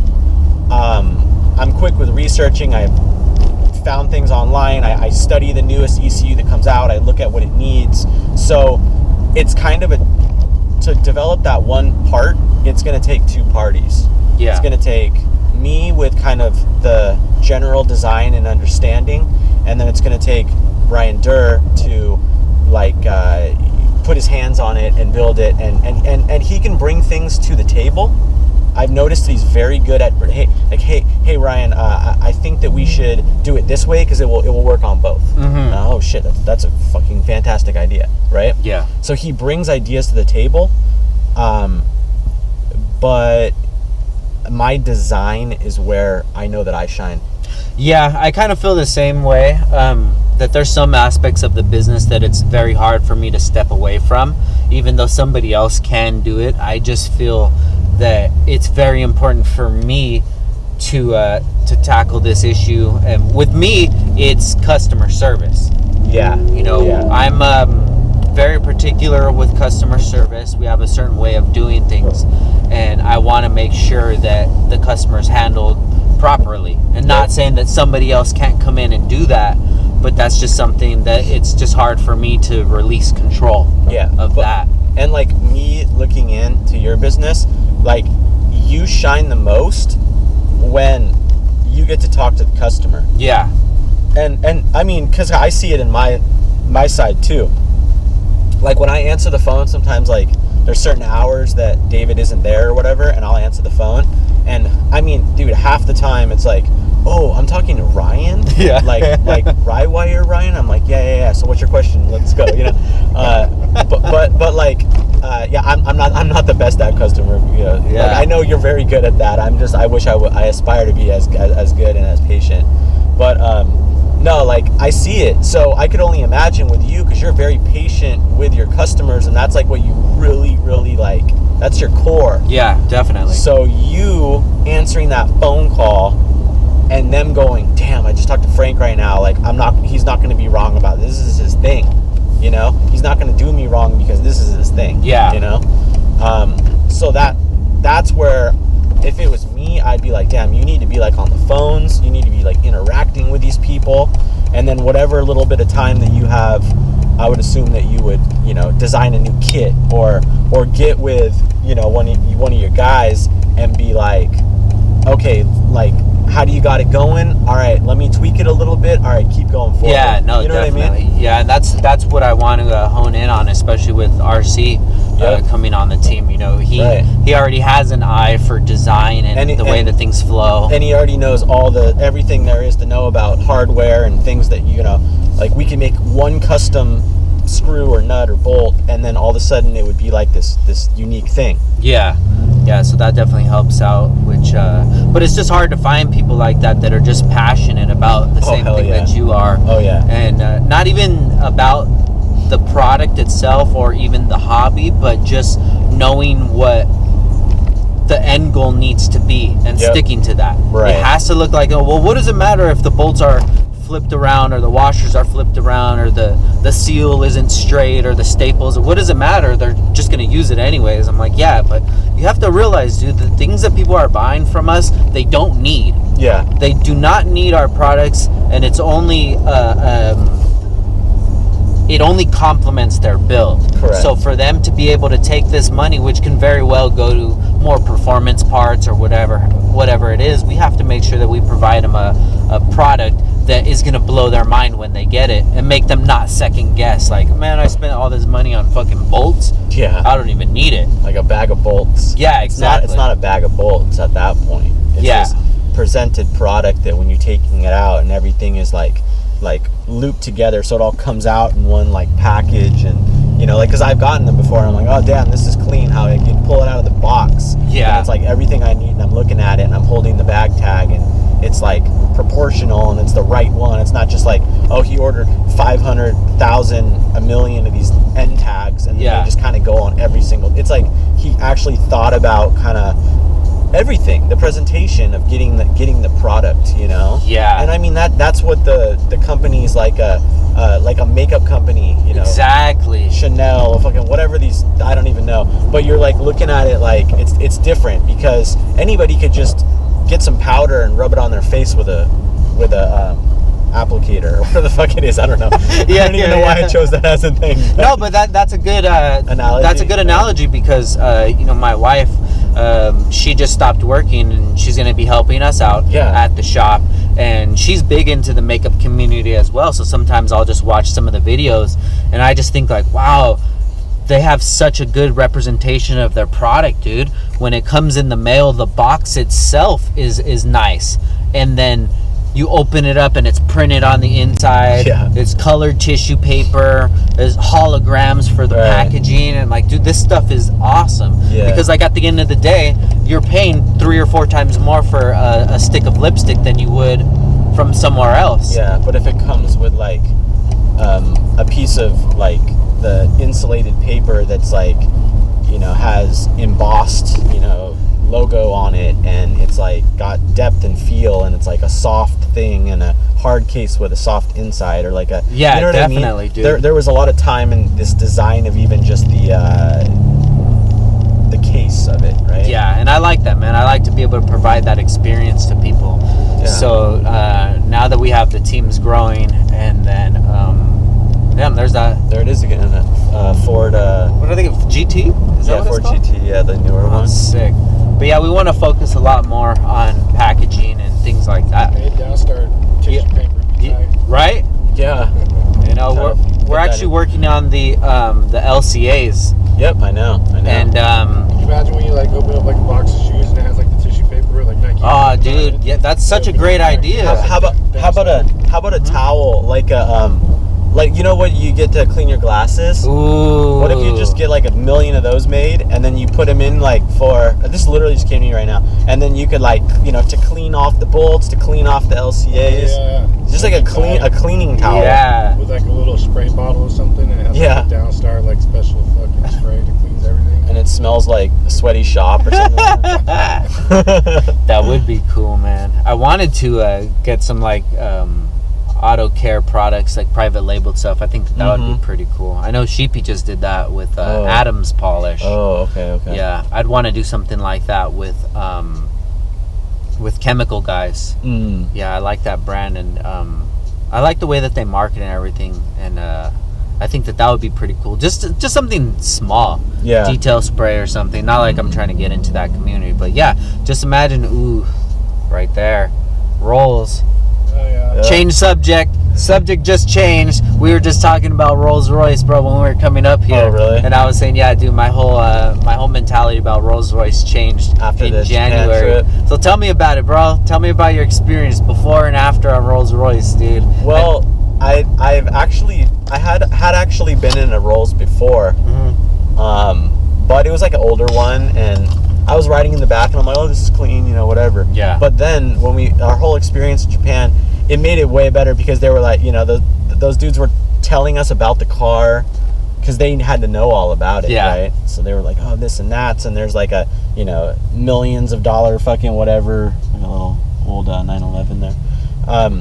You know, like what was that thing in the dash where they were like, some of them are they put like special shit in there, and it's super expensive. Yeah, it's like the passenger side dash garnish. You could just customize. It's like that whole area, because I've been following them on Instagram, and they always post it up. But it's like that whole area of the dash. Yeah, you can put like, but you can put your own stuff in there too, a like Venn diagram or something. Yeah, I don't know, dude, it's weird. Guys are random shit. But yeah, the roof is really cool, obviously, and just like the way that the doors close and open and everything is so like is like tactile. You know, like everything is so well thought out. You're like, wow, this is what you're paying for. Yeah, definitely, like dude.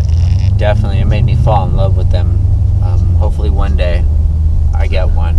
Yeah, I think I'd probably own a lot more cars before something like that. But you know, it's super cool, and it's in its own, right? You know me, I like to stunt, bro. I know. I would need to have one of those. This guy right here in the Carrera is like super trying to. You can see him just like looking left, looking right, looking left. Because he sees you, bro. He knows that you're the Porsche guy. Shit. Oh, that's him, Speed Addict. Yeah. Hey, shout out to Speed Addict. Make sure you guys follow him on Instagram. I see you. At least he doesn't have the at, whatever. The at? Oh, he probably does somewhere. Yeah. Dude. Like, who's looking at me? I know that feeling, though. Yeah. I have that feeling all the time in this car. I'm looking around like, hey, who's ready to race? Who's ready to race? I was telling you earlier, I raced a bike a few weeks ago. Okay. And I got him. Really? Yeah, I don't know what it was, though. You don't know what kind of bike it was? No. It's probably 600. Probably, huh? But we pulled up to the meet after, and he pulled in, and then he just left. I wanted to talk to him. Oh, okay. You saw Frankie, he's just like, oh, It's like, oh. He's got waxed up on his knee. I'm Toretto now, bro. You're a Toretto. That's it. I worked hard. Buff like Toretto. Yeah. Hey, I was telling RC about, have you ever heard the theory that Point Break and Fast and Furious is the same movie? Same movie, just, yeah, I mean, but it's formula, right? Yeah. There's a lot of formulas like that in movies. I mean, every single, like, love story and all those, you know, it's all the same thing. That's what I feel about horror movies. I don't like horror movies because I feel like they're all the same. Yeah. It's just, you know, they always run upstairs, and they all, you know, it's just different house layout every single time. We were watching the first ever Friday the 13th yesterday, dude. Okay. Oh my god, bro. I don't know if it was illegal to show gore, but all it showed was like the knife go like this. Yeah. And that's it. And the picture just froze. And then just went to the next scene. You didn't even see any blood. Yeah. Yeah. And then all the dudes back in the Times day, change. I don't know when that movie came out, but all the guys had Daisy Dukes on. Oh yeah. And all the girls dressed like dudes. They had like plaid shirts on and stuff. So I don't know what was going on. Baggy shirts and stuff. Yeah, but you know they always say that the trends from back in the day come back. Yep. So would you ever wear some Daisy Dukes? I mean, isn't that kind of in right now? I don't know. I would. That's what I heard. I don't know. So, but I don't have any. So, I guess I wouldn't. Do you have some old pants? I got some old pants. Cut them up. Yeah. Try But it out. you got to cut them in an angle. So you like got an angle. so my butt cheeks are showing, kind of. Sort of. Or just my butt cheeks are just barely being covered. Do you got an ass? Oh, you got butt cheeks, bro. I think I do. I don't know. Damn, I don't have an ass. No. Cut it high enough. You have a flat ass? Yeah. I have a real whack ass right now, bro. But I knew this dude back in school that he used to have a fat ass, and I was like, damn. What the fuck? Hey, it's just fact. It's just he did. I knew this dude back from school. Yeah. Back in the day in high school, this dude had a fat ass because a bunch of people would say You don't remember things. his name. You just remember. I do actually remember his name, Maybe we should. but I don't want to say it. Well, if this is your podcast, bro, you're probably gonna know. Hey, why don't you shout me out, dog? Yeah, You think that's a thing for girls? Like, do girls want a guy with a fat ass? I mean, girls, some girls like that shit. Why though? Same way guys like asses. No, Bro, you I don't don't think think girls it's get the the same feelings we do? not about the same body parts. I don't think so, Maybe. bro. I don't even think dicks are good looking, dog. Nah, If I was a most girl, girls like penises. I think chicks like just above the dick. Yeah, I think you that's got what a they fucking like. nice six between pack. between the belly button and the and the hairy section right there. They like that They like the they like the pockets, bro. that triangle. They like the the V. side. They like the side of the thighs, however big those pockets are, Yeah. dude. They love it. Gotcha. The V. You're right, Yeah, though. they like the V, right? They do like the V, I think man. that's what they like. It's hard to get that V though, bro, because that little pudge, dude. That shit does not go away. It just- It does not go away, dude. You do a bunch of sit-ups or whatever. You know, instead of working out, sometimes what I would do is just like not eat. Just Like not eat. yeah, like especially having coffee. Oh, I could probably go to like 6 p.m., dude, every day without eating. That's not much. yeah, but I mean, it takes a toll on your stomach, though. Yeah, and then the pouch Like is still there. Oh yeah. I'm talking inside the stomach, not outside on the stomach. Because Yeah, that's what don't you want do to get that, rid guys. Yeah, but diets definitely helps out. of. Yeah, a lot. Well, just eating right, I think. But that's not what we're about to do today. No, We're about to. special occasion. You can't be on your diet during special days. Yeah, definitely, man. So we're about to head to Fat Sal's right now, guys. If you've never been to Fat Sal's, make sure you check them out on Instagram at Fat Sal's, and they make these crazy like sandwiches with. There's a bunch. There's like 20 different ones. It's called like the Texas or the John or something like that. But they have mozzarella sticks in there, fried egg, roast beef. Pretty good. Crazy. Like stoner food. This is gonna be my first time for sure. So. Yeah, man. I was thinking something we could just grab real quick Okay. and then take a commercial break and then hit the streets again, man. Yeah. I'm excited. I was gonna go out towards your way so we could like stop by the shop and stuff, but I thought this would be a little better. Yeah. We could both be in an element that we're just exploring. Yeah, exactly. Because like I don't even know where I am right now, dude. Really? Nah, do you? You Yeah. you know this road? I mean, I know where it ends up. Okay. Just Right. take the Well, you said sunset. It dumps out on the 405. Oh, no, we're passing the 405. Oh, shit. Okay. Yeah, so we'll get into the area where they have all the little shops and stuff Okay. in Sunset. But right now Sunset. it's like this windy road. Yeah, this is cool. Yeah, I feel like this road is a really good representation of what LA has to offer. Yeah. Because you get to see like all the aspects of it. Well, Sick, bro. Shit. I know, man. maybe when you have like between 2.5 and $7 million to spend, Yeah, right. Yeah, you could probably get a shitty ass house right here. you could get like nothing here, dude. Sad, bro. You know how we've been in the market for a house? It's been so hard lately, dude. Tell me about it. Like the 'Cause, things. Yeah, we were talking before. Yeah, so we didn't end up getting the house that we put a bid on. Because, Okay, did you get bid out or what? No, because they were. It was contingent on them finding a pad, which was cool, but they were trying to downsize yet keep all of their furniture. I'm like, bro, that doesn't make any logical sense at all, because your house is already tapped out as it is. Right. So if you're gonna downsize, you got to downsize everything. Yeah. So we didn't end up getting it, which was kind of good, because gives us a chance to find something that fits our needs much better. Yeah. I And, mean, that one you showed me was nice, though. Yeah, it was nice, man. It was a, Yeah. yeah, I saw it. that was a nice color too. Shit color. But the we just put in another bid the other day. Oh, yeah? But yeah, I don't want to get my hopes up, dude, Okay. because we have, I guess there's other people placing offers in on it. So They say they put in your best and final. they didn't say that yet, Okay. but I think that's the news that's coming. this week. Write a letter. Yeah, that's what we're planning on doing. Write a letter, and hopefully that works, because the people that live there now are car people. Oh yeah. Yeah, there's like speaking of trucks, dude, there's like all kinds of trucks in the backyard, but not like Silverados on 37s. They're like the Jeepers Creepers trucks. Yeah. Gotcha. So I don't even know what kind they are, but so hopefully that works out, man. But it's been a task, dude. Like, you would think that people would be selling their houses now because they don't have enough money, but I don't think it's popped yet. Yeah, it's definitely not. I mean, I'm looking at, I'm obviously pretty big into like architecture stuff. Yeah.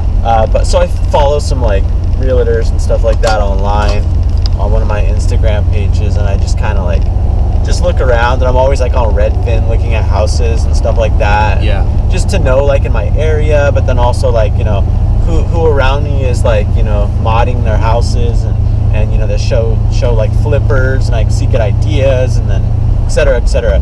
But man, it's pretty crazy to see, like there's houses that are like selling for records in certain areas.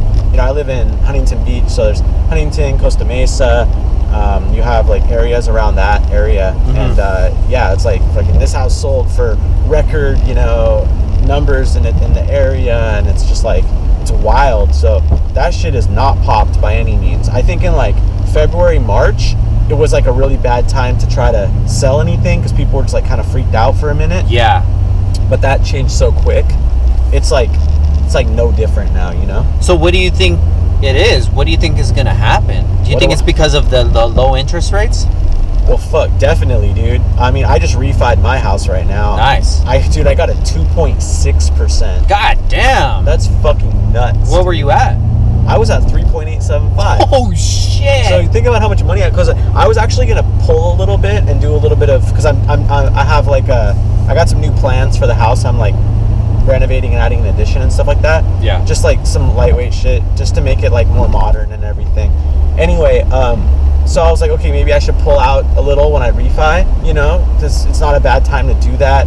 I've made a little bit of money on the home, you know, over the last several years. So maybe I'll pull a little bit of money out.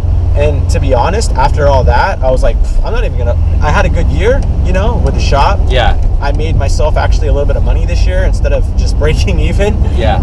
I actually put a little bit of money in my pocket, so I was like, cool. I don't really need to borrow or pull out from my loan or from my, you know, my refi. Yeah. And yeah, so with that interest rate, I'm putting a lot of money in my pocket over the next 15 years. Wow, dude. Congrats, man. That's huge. I know. Really cool. And like everybody was refining, like everybody that I know that's, you know, homeowners and maybe didn't have the best rate, like everyone's refining. Well, didn't something happen like just last week where that you're not able to refinance anymore or something, or? Yeah, you know what? So they were slowly doing that, and that's why I was like pushing my guy, like, yo, let's move this shit through, because dude, I went through the ringer, bro, because they asked me like, how are you making money in times like this? Why should we be giving you any money? And I'm like, dude, I don't even owe that much on my house. Yeah. Like my loan is so small. And I'm just like, how are you guys like sweating me like that? You know, like look at my previous year's taxes. Like look at it all. You got it's. I don't owe any money on anything. I had like a home equity line that I had used. Yeah. And there was nothing on it. It was just all at zero. But they're like, you have to close that account, and like, why do you have another account? I'm like, whoa. And then I had to literally write something and get it, like I had to sign it and everything, saying that that I am making money and how I'm able to make anything in these unforeseen circumstances and and like I had to like prove everything. Was very strange. Wow. So it was a complete, and then he was just like, oh whoa, this is something new. Like I don't know. What I'm getting at is it was very difficult to even get the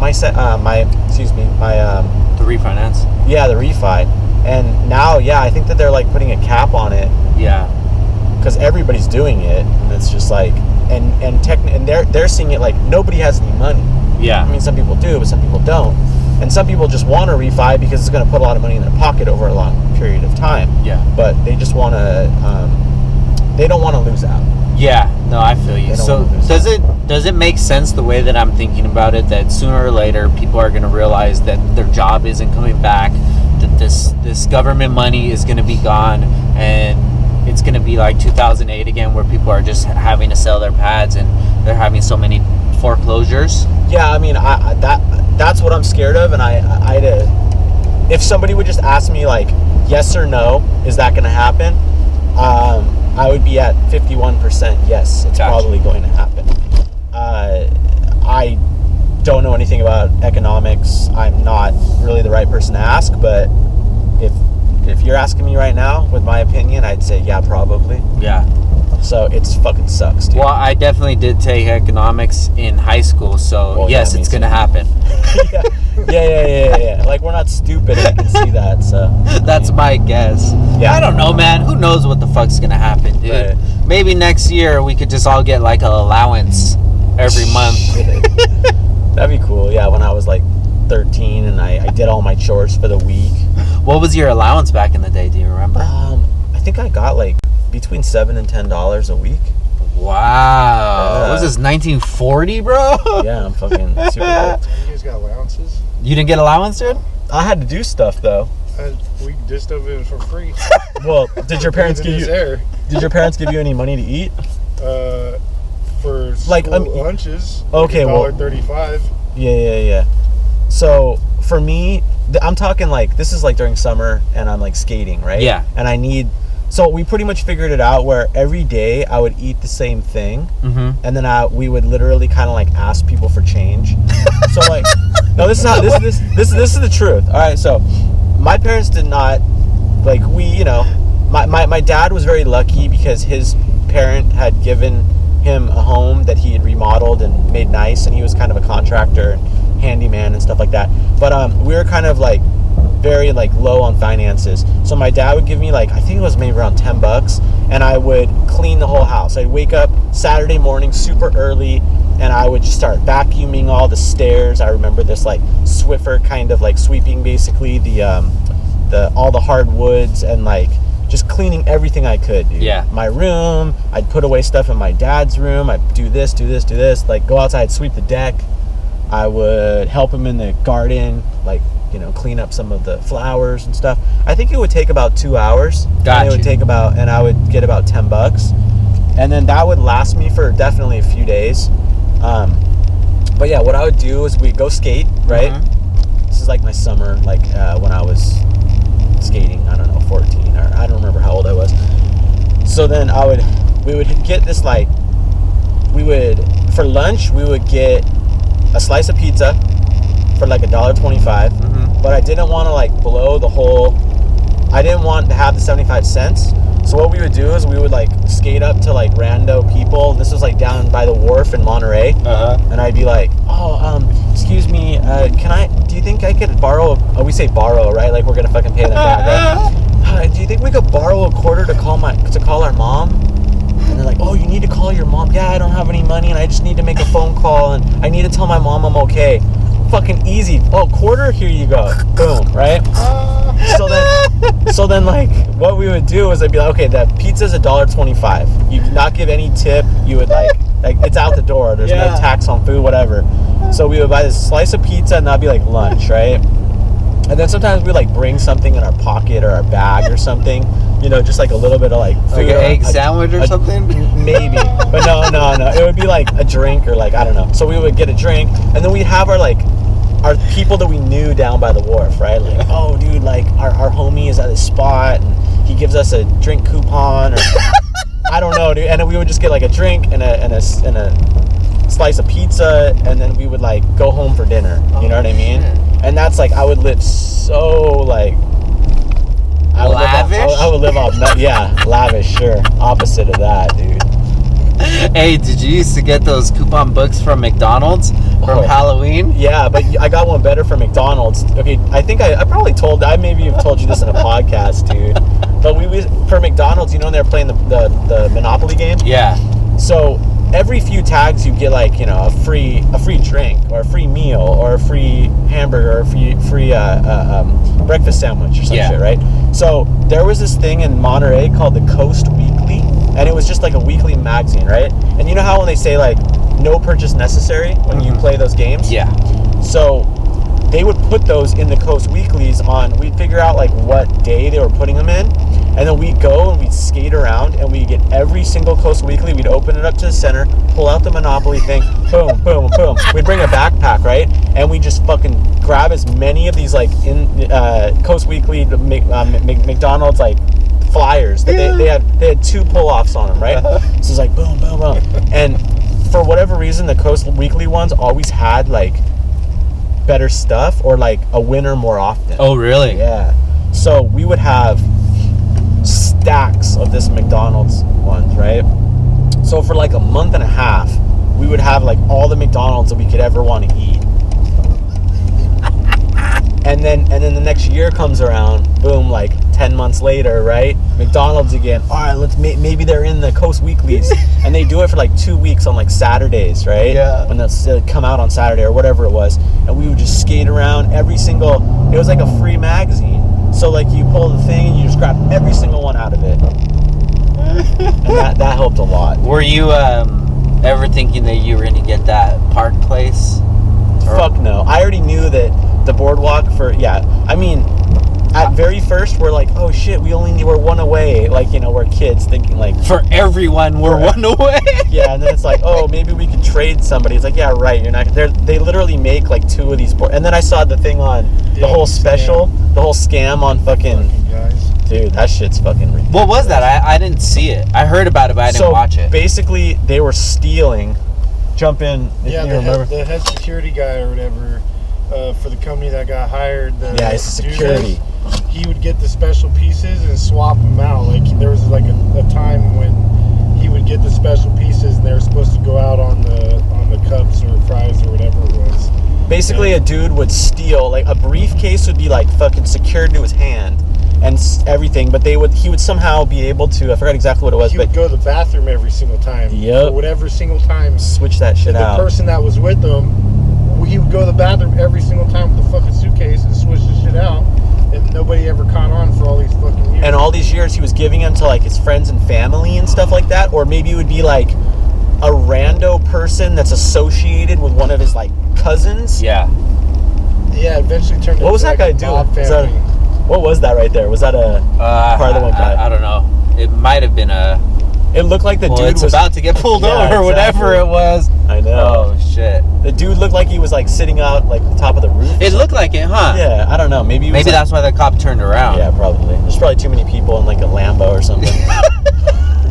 There's more than 2 heads in a Lambo. There's a problem. Like a third person way too tall, like sticking out the fucking roof or something. That's crazy. Anyway, so yeah, it was like a mob family, and then they were like, then they started doing this whole like selling thing where they would like have somebody buy in. You remember that couple people got like completely fucking screwed on the whole situation? Yeah, they had to buy like the ticket for like 100 G's or something. It started becoming like a lucrative thing for him or whatever. He was making all this fucking money selling like winning ticket.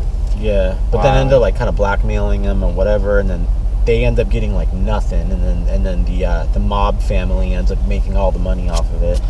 Well, anyway, shit's fucking wild. You could just check it out on whatever it was. The mob family would be like, they like regulate who could win, and like you'd have to give them a cut of the money or whatever. Yep, that's how they're making their money. Got it. I heard something about the mob that they would buy like the lottery tickets. Say if you were to win the lottery ticket, they would buy it from you so they could have a way to like launder money. Yeah. But Yeah, dude, I would never do anything that has to do with the mob or the cartel or anything like that. Not unless you want to die. You want your family to die. No, I mean, I'm pretty much like. That's pretty much what it boils down to, I think. Yeah, dude, I've seen so many movies and shit where they just kill like their first child just out of nowhere. And that's just part of the game. Yep. Shouldn't be business. Yeah, no, I don't need money that bad, dude. No. I'm chill. You know, I was listening to a podcast the other day, and they said that there's a study that shows the happiness versus the most money that you make. Yeah. And they say people that make about like 90 to 100 grand a year Are the best. Exactly. Yep. It's very true. It makes a lot of sense because, you know, to make more money, you definitely have to give more of your time. Yep.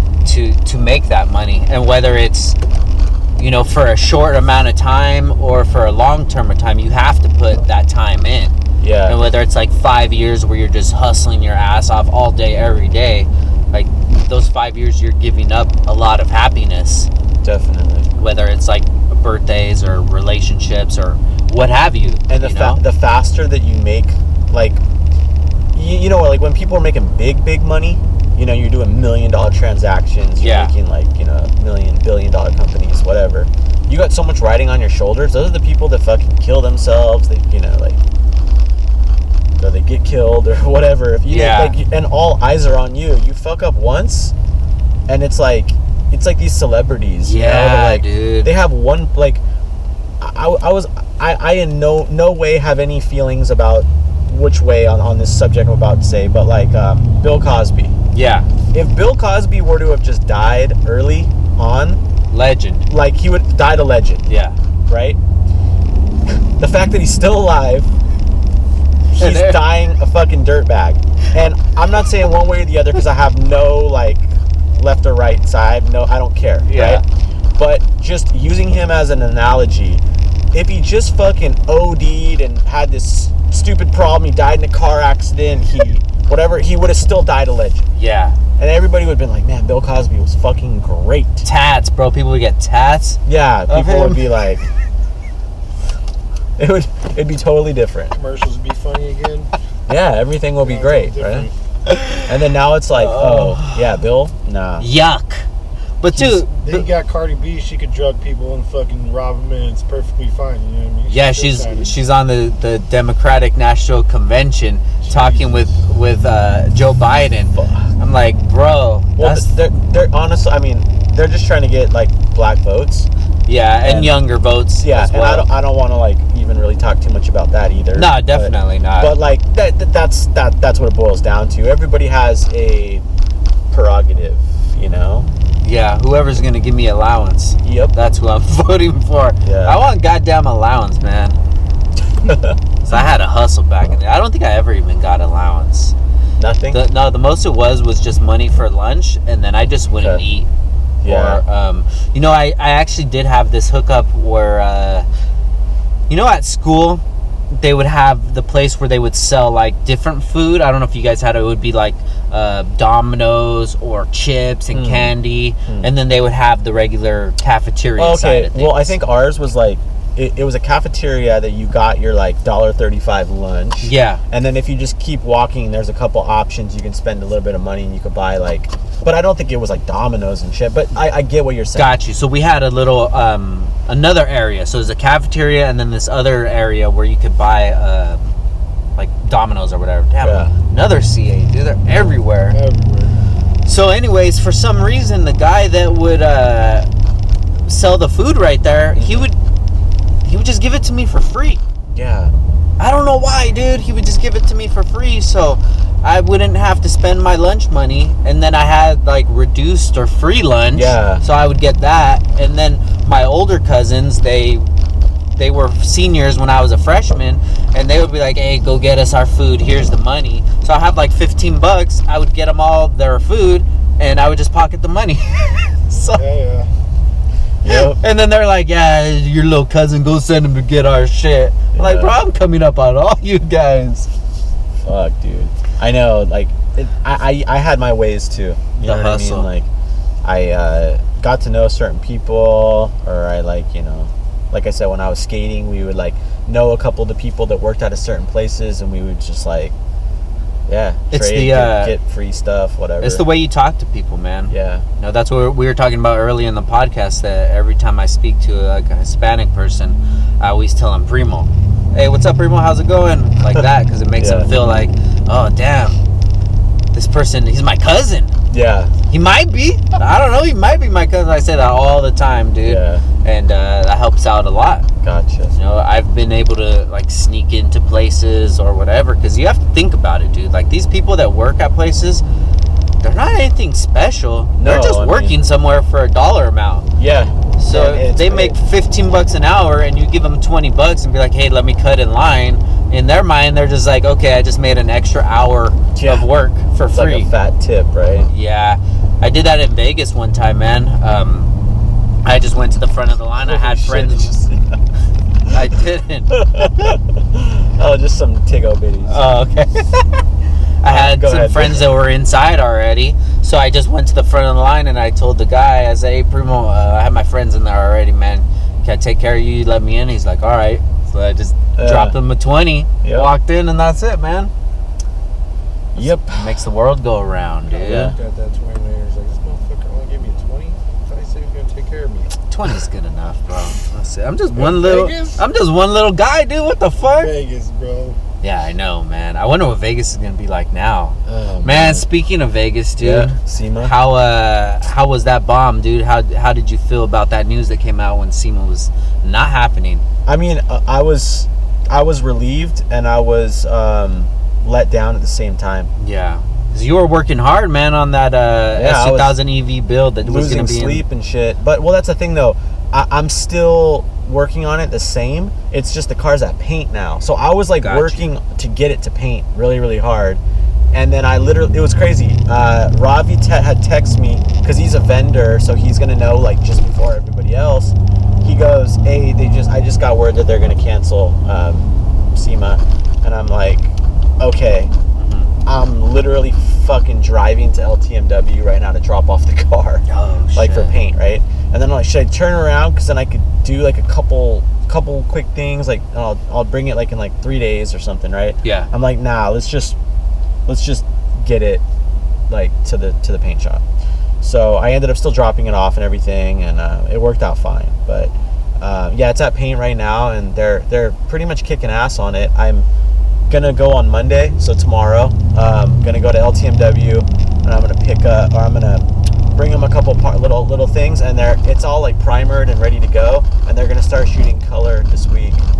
Very cool, man. So that's pretty nice. So you already obviously got the bumper finished then, right? Okay, so the bumper is like 99% done and ready for primer. Gotcha. So I'm probably gonna swing by Cody's before I go to LTMW and just bring the bumper to them to shoot. But yeah, dude, that front bumper actually proved to be a lot more work than we had originally thought. It looks like it, dude. It was just like from 3D scanning it to then designing it. Yeah. Figuring out what we want it to look like, redesigning like, fucking 50 times. And then finally making a 3D printed mold that actually had to be done at a different spot, just because like Cody had just got his printer and like he was having a little bit of problems with like the printer head, so then the shop that had like built the 3D printer just ended up printing it for us, and that shit was not cheap. Wait, they printed the whole bumper? No, not the whole bumper, this whole insert. Gotcha. But, okay. I mean, they could have printed a whole bumper, but I just didn't want to have Cody like make a whole new bumper. I felt like that's kind of crazy to do that. Yeah. So we just made it like this insert, but then like inserting it and actually like gluing it together proved to be a little bit weird, because he's like, oh, it'll work, and I'm like, okay, but I didn't really understand how it could possibly work. But I mean, he figured it out, and then it's just grafted it in basically. You mean how the 3D part would adhere to the bumper? Yeah, it would actually, because it's not like you could just sit it on top and then like, it's not like drywalling where you just kind of put two pieces together and you build it up and your eye just doesn't see it. Like this shit's got to be fucking flat and perfect, right? So I'm like, how does that even work? So he's like securing it from the back and using like wiring to like wire to tie it all together, and then I don't know, it's crazy. So he's got it essentially done. He's working on it, like finalizing it right now. and then I'm gonna bring it on Monday, hopefully. If not, he'll probably just like swing it by on Tuesday or something like that for me. But yeah, car's at paint, so it'll be back to me in the next couple weeks probably. Yeah. And then I'll just be slamming it all together and wrapping it up. Well, you're gonna be definitely ahead of time. Yeah. Oh, just do a project. Oh yeah. Because I mean, last year's car was okay. The white S2000, that shit, I had like 5 days to put the whole car together. Wow. That was fucked up. I bet. Well, because that dude Ivan left me in a fucking terrible spot with that car. So, I mean, we can talk shit about that if you want.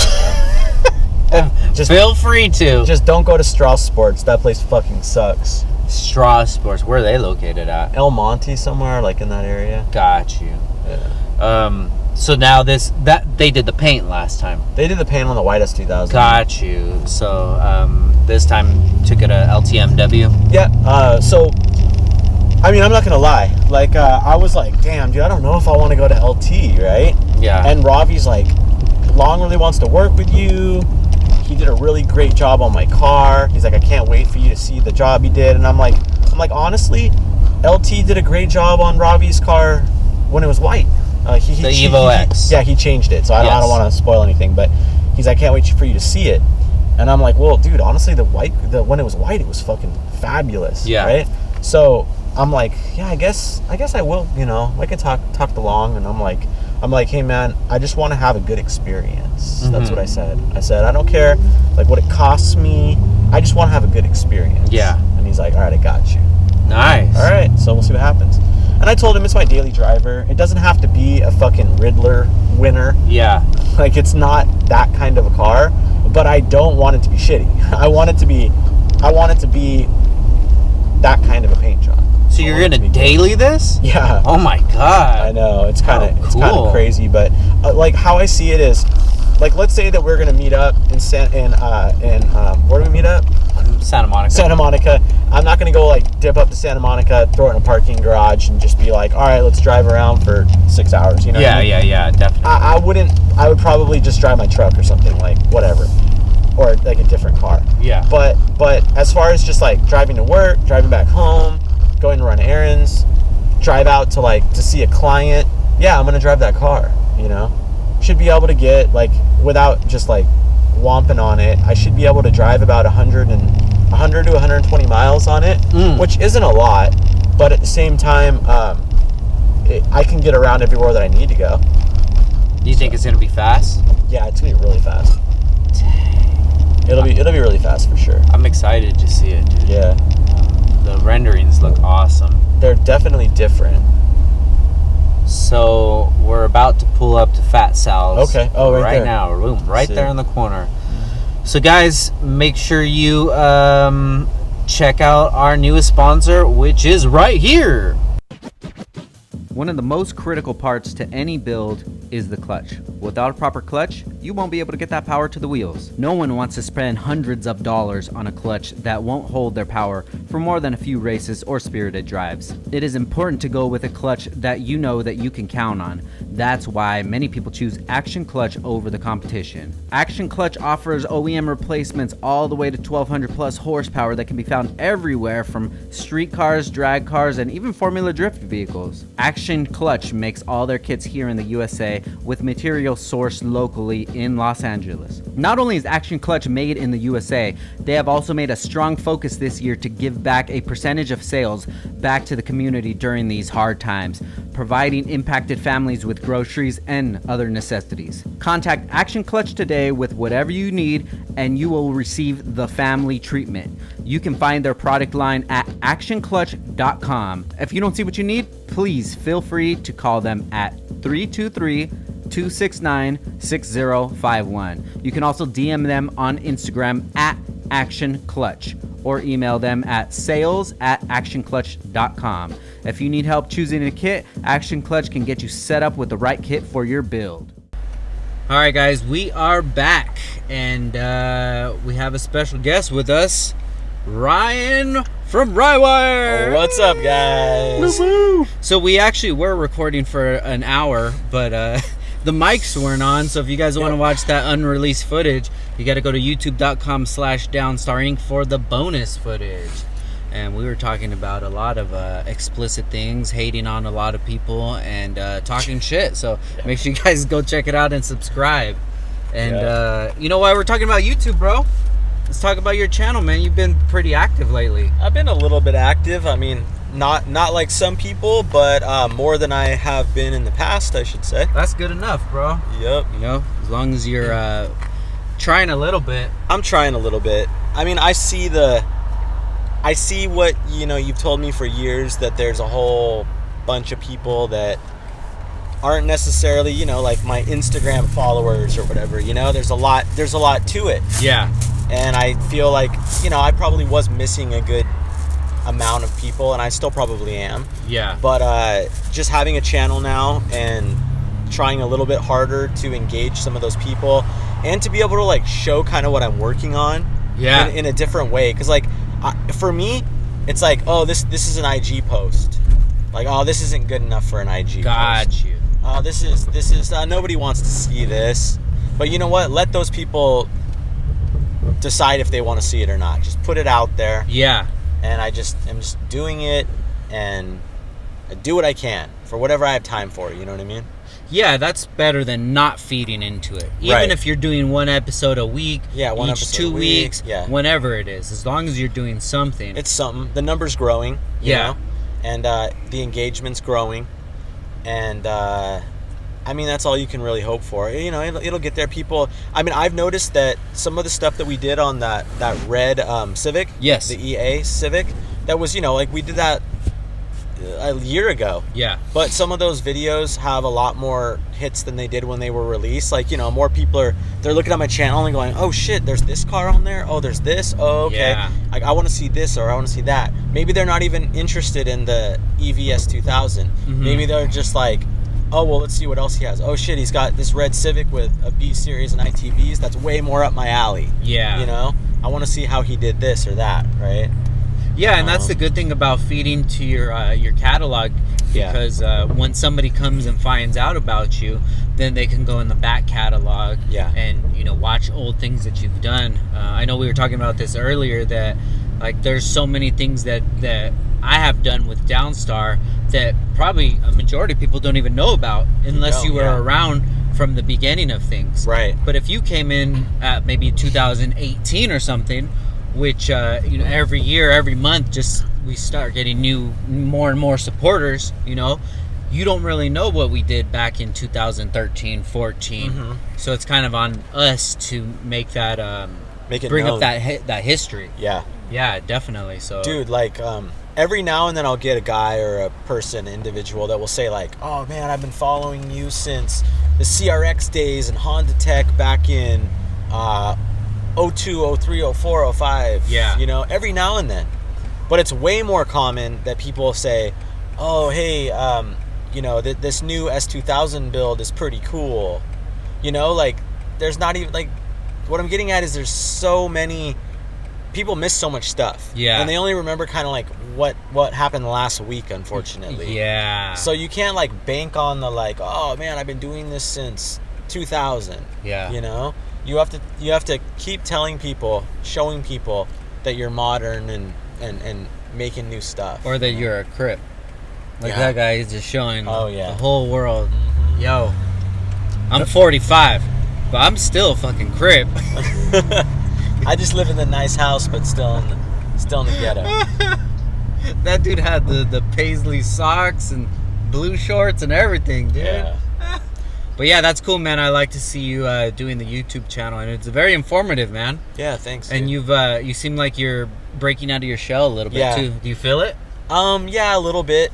It's funny because like early on, I had my editing guy that I've been using for a while, just like, hey, critique me, tell me like what, you know, I'm doing wrong, doing right, whatever. But then ultimately he just always said kind of just do you, be you, and it works. And so I've been just like filming myself, just like talking, being completely just how I am, not really trying to like be fake or any. I don't want to come off that way. Yeah. that's what I've been kind of doing out here, trying to do video because he wants me to do video while I'm doing his cars and stuff. Yeah. And just trying to like look at myself, look stupid in my camera all the time, and just be over it. Right. And be myself more, which is hard because I'm just an asshole usually, and I say fuck a lot when I'm thinking. But you know, that's how you are, so you should just Yeah, continue just to do that. Like every now and then, I just kind of like get excited or something, and I'm like, I look like a fucking clown, but I'm like, whatever. That's me though. So if I look stupid or my eyes twitch weird, I'm like, that's just how I am. So just roll with it. Oh, this got another crip. As you said, he's loving it right there, he bro. just Whatever misses he was home. just doing. I think he's just looking up at an airplane or something. I think he was showing him this mixtape or something. Was that like tape he had in his hand? It looked like it. I don't know, but we got a ruckus gang right here. Oh, shit. Hell yeah. Is that a real motorcycle on the other side, or? Oh yeah, that's a real one.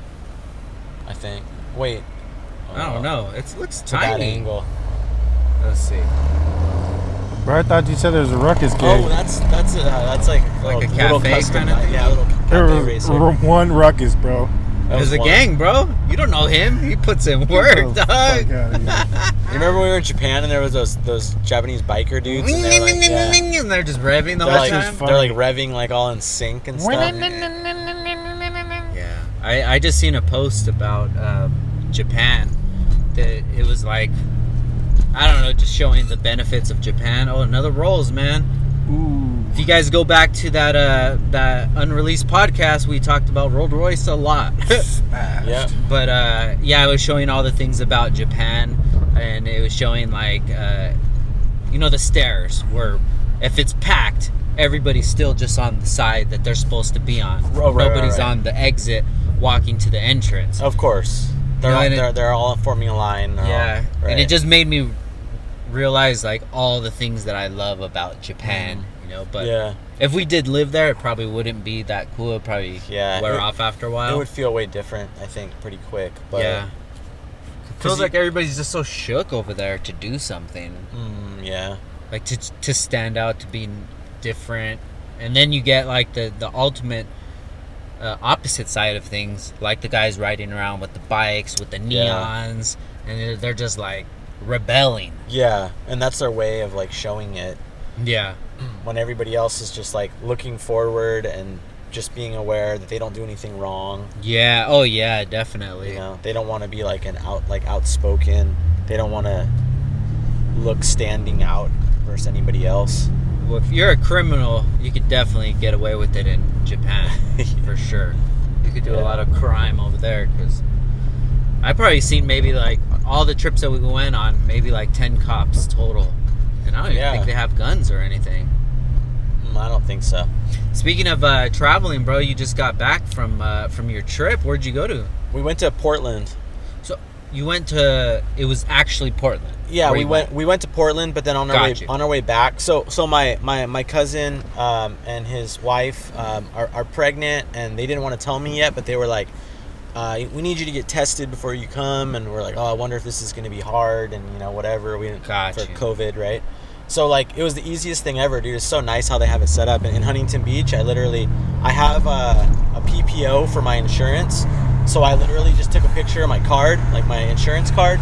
I was able to get a test in 20 minutes, and 20 minutes later, I got like negative the result sheet. No or way, whatever. 20 minutes, fuck? Dude. It was so quick. It was so easy, and then so we literally instantly just. The fuck is this? I don't know. This is a long line right Shake there. Shack, a long ass line for Shake Shack. They're tripping. Hundreds of people in line for that shit. So yeah, I got a test, and then we like immediately basically rolled up to that next morning we started driving up to Portland because they just basically didn't want us to bring anything. She's at high risk because she's pregnant, etc., etc. Anyway, we didn't know yet. We thought, okay, they're just being like really, really, cautious. And then we just jammed up there. I got up there in 14 hours from my spot in Orange County. We drove like 85 or something, like 90s, and like we were just like smashing up there. Only made like 3 stops, like quick stops, and then got there for dinner. So we left in the morning, 5 a.m. Got there for dinner. Oh fuck! Yeah, it's crazy. Lit. So we went and saw a bunch of cool shit. Just did a lot of like hikes and drove around, ordered in a lot of food, just spent time at their place for the whole week. So, and my cousin's still working, so I was able to just work remote and answer emails and just order things and still work for the most part. Yeah. But yeah, it was a lot of fun, and we were able to have a good time up there. On our way back, we took it easy through the weekend, basically. Drove over to the Oregon coast, drove down the Highway 1 for a little while, and then kind of cut back over to the 5, and then drove down the 5 home. And yeah, it was like just saw all kinds of just smoke, and all the fires are crazy up there right now. So yeah, but just Portland's really pretty nuts right now, huh? Yeah, it is. There's a lot going on right now, man. That's crazy, dude. Yeah, I remember when we went to Portland. Maybe it was last year or the year before that we went. I think it was the year before, but either way, it was very different. Yeah. Living over there or staying over there, seeing the way that they live life, is totally different, man. And then fast forward to now, seeing all the protests and shit going on. Dude, it's like wild. Portland protest scene is fucking pretty nuts, man. There's a lot of homeless down there now. Yeah. Downtown Portland's a different place and I go every year to visit my family up there, and everything's boarded up downtown. Stuff's just like pulled down, and like I guess every night they have like pretty crazy protests every single night. Yeah. Now that's not where that like Chaz place was. Chaz was place? I don't remember. There was some place that they shut down a few blocks and they took it over, and it was like their own little city.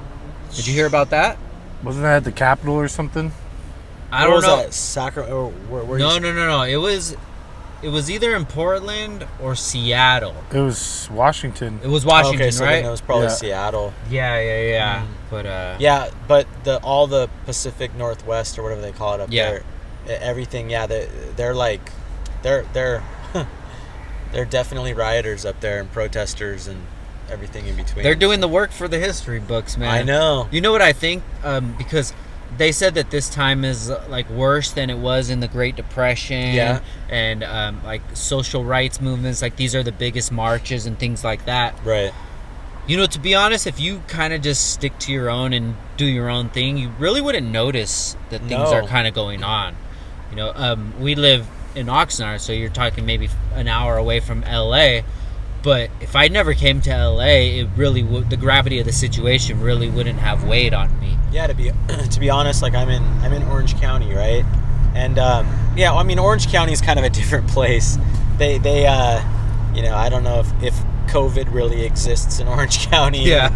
It's just funny that the way that people are out there kind of compared to like LA and stuff. But yeah, dude, like I came up to LA and we're here now, but during COVID and it was pretty dead, and I was like, wow, this is interesting in itself. But yeah, me being in Orange County, like I wouldn't even probably notice that there was any kind of protesting going on. Yeah. Like, there is some stuff in Orange County, but if you're not like at those streets at that time, you could easily just completely miss it all. Yeah, definitely.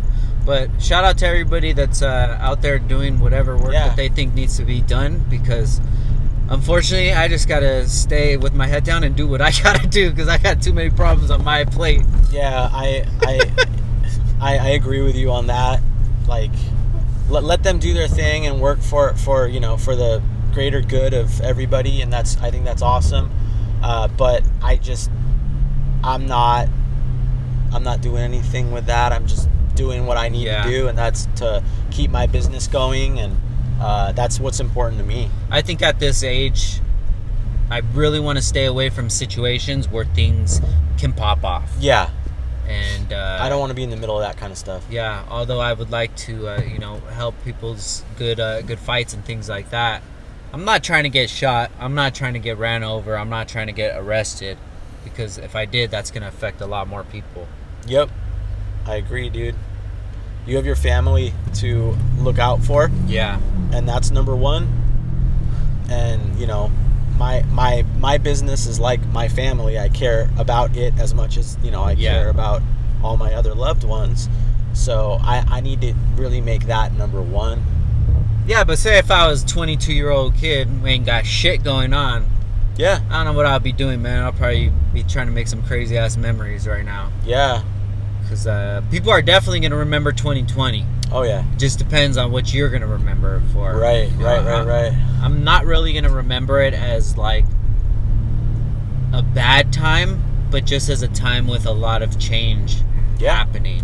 Yes. You know, I don't want to get down on things and just think like 2020 is the worst year, because I try to look at every situation, whatever it is, even if you fucking get in an accident and total your car, oh, well, at least I get to save money on that car payment or whatever. You know, you try to look at the best situation. You're looking at the glass half full rather than half empty. You have to. Try to, yeah, so of course. That's what I'm going to try to look at 2020. I'm trying to make the best memories I can with the best people and just focus on being positive, because it's inevitable that this is going to be a year that's going to stick in our heads. Yep. So I'd rather remember it as being, you know, I would try to make the best out of it instead of, you know, looking at all the bad that's going on. Correct. There's a lot of bad though. Right.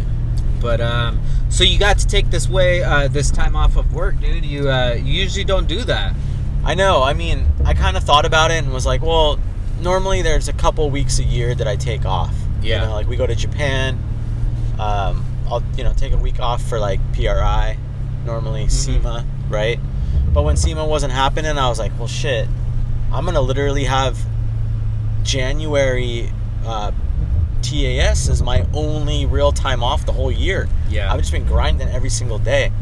So I was like, I guess, and since the car got to paint, I took it to LTMW. I talked about that on the last one. Yeah. But yeah, I got it to paint and then found out that, you know, like at that minute that basically I was pulling up to LTMW to drop it off, and then Ravi's like, yo, SEMA got canceled. Oh, fuck. All right. So, yeah, I was like, well, the car's at paint. Can't really do too much on it right now. I really like need the car to do work. So I might as well just kind of take this time off. The guys had, you know, everything that they needed to do was pretty seamless at work, you know. We didn't have any like crazy big projects that were like on tight deadlines. Yeah. So like, okay, this is a good time. And that's the best way for me. Like, I don't want to try to like plan something in advance and then have to like, you know, not take a job or move things around or make it all chaotic. It's like, I told my girl, I was like, let's go next weekend. And she's like, whoa, it's like 5 days from now. I'm like, fuck it, let's go. She's like, nice. all right, cool. And then we just called them, like my family, and I'm like, well, can we stay? Is it good? They're like, yep, that's fine. And cruised up there. But yeah, it was a great time, dude. It was nice to have, you know, like, there wasn't a lot of people, like, up along the coast in Portland and stuff like that. Mm-hmm. So it wasn't like here where it's like, I mean, yeah, you're wearing a mask around and what you're doing, but there's just, like, not a lot of people around. So yeah. it almost felt like normal. I had that sense of normality, yeah, which was really nice. I kind of needed that.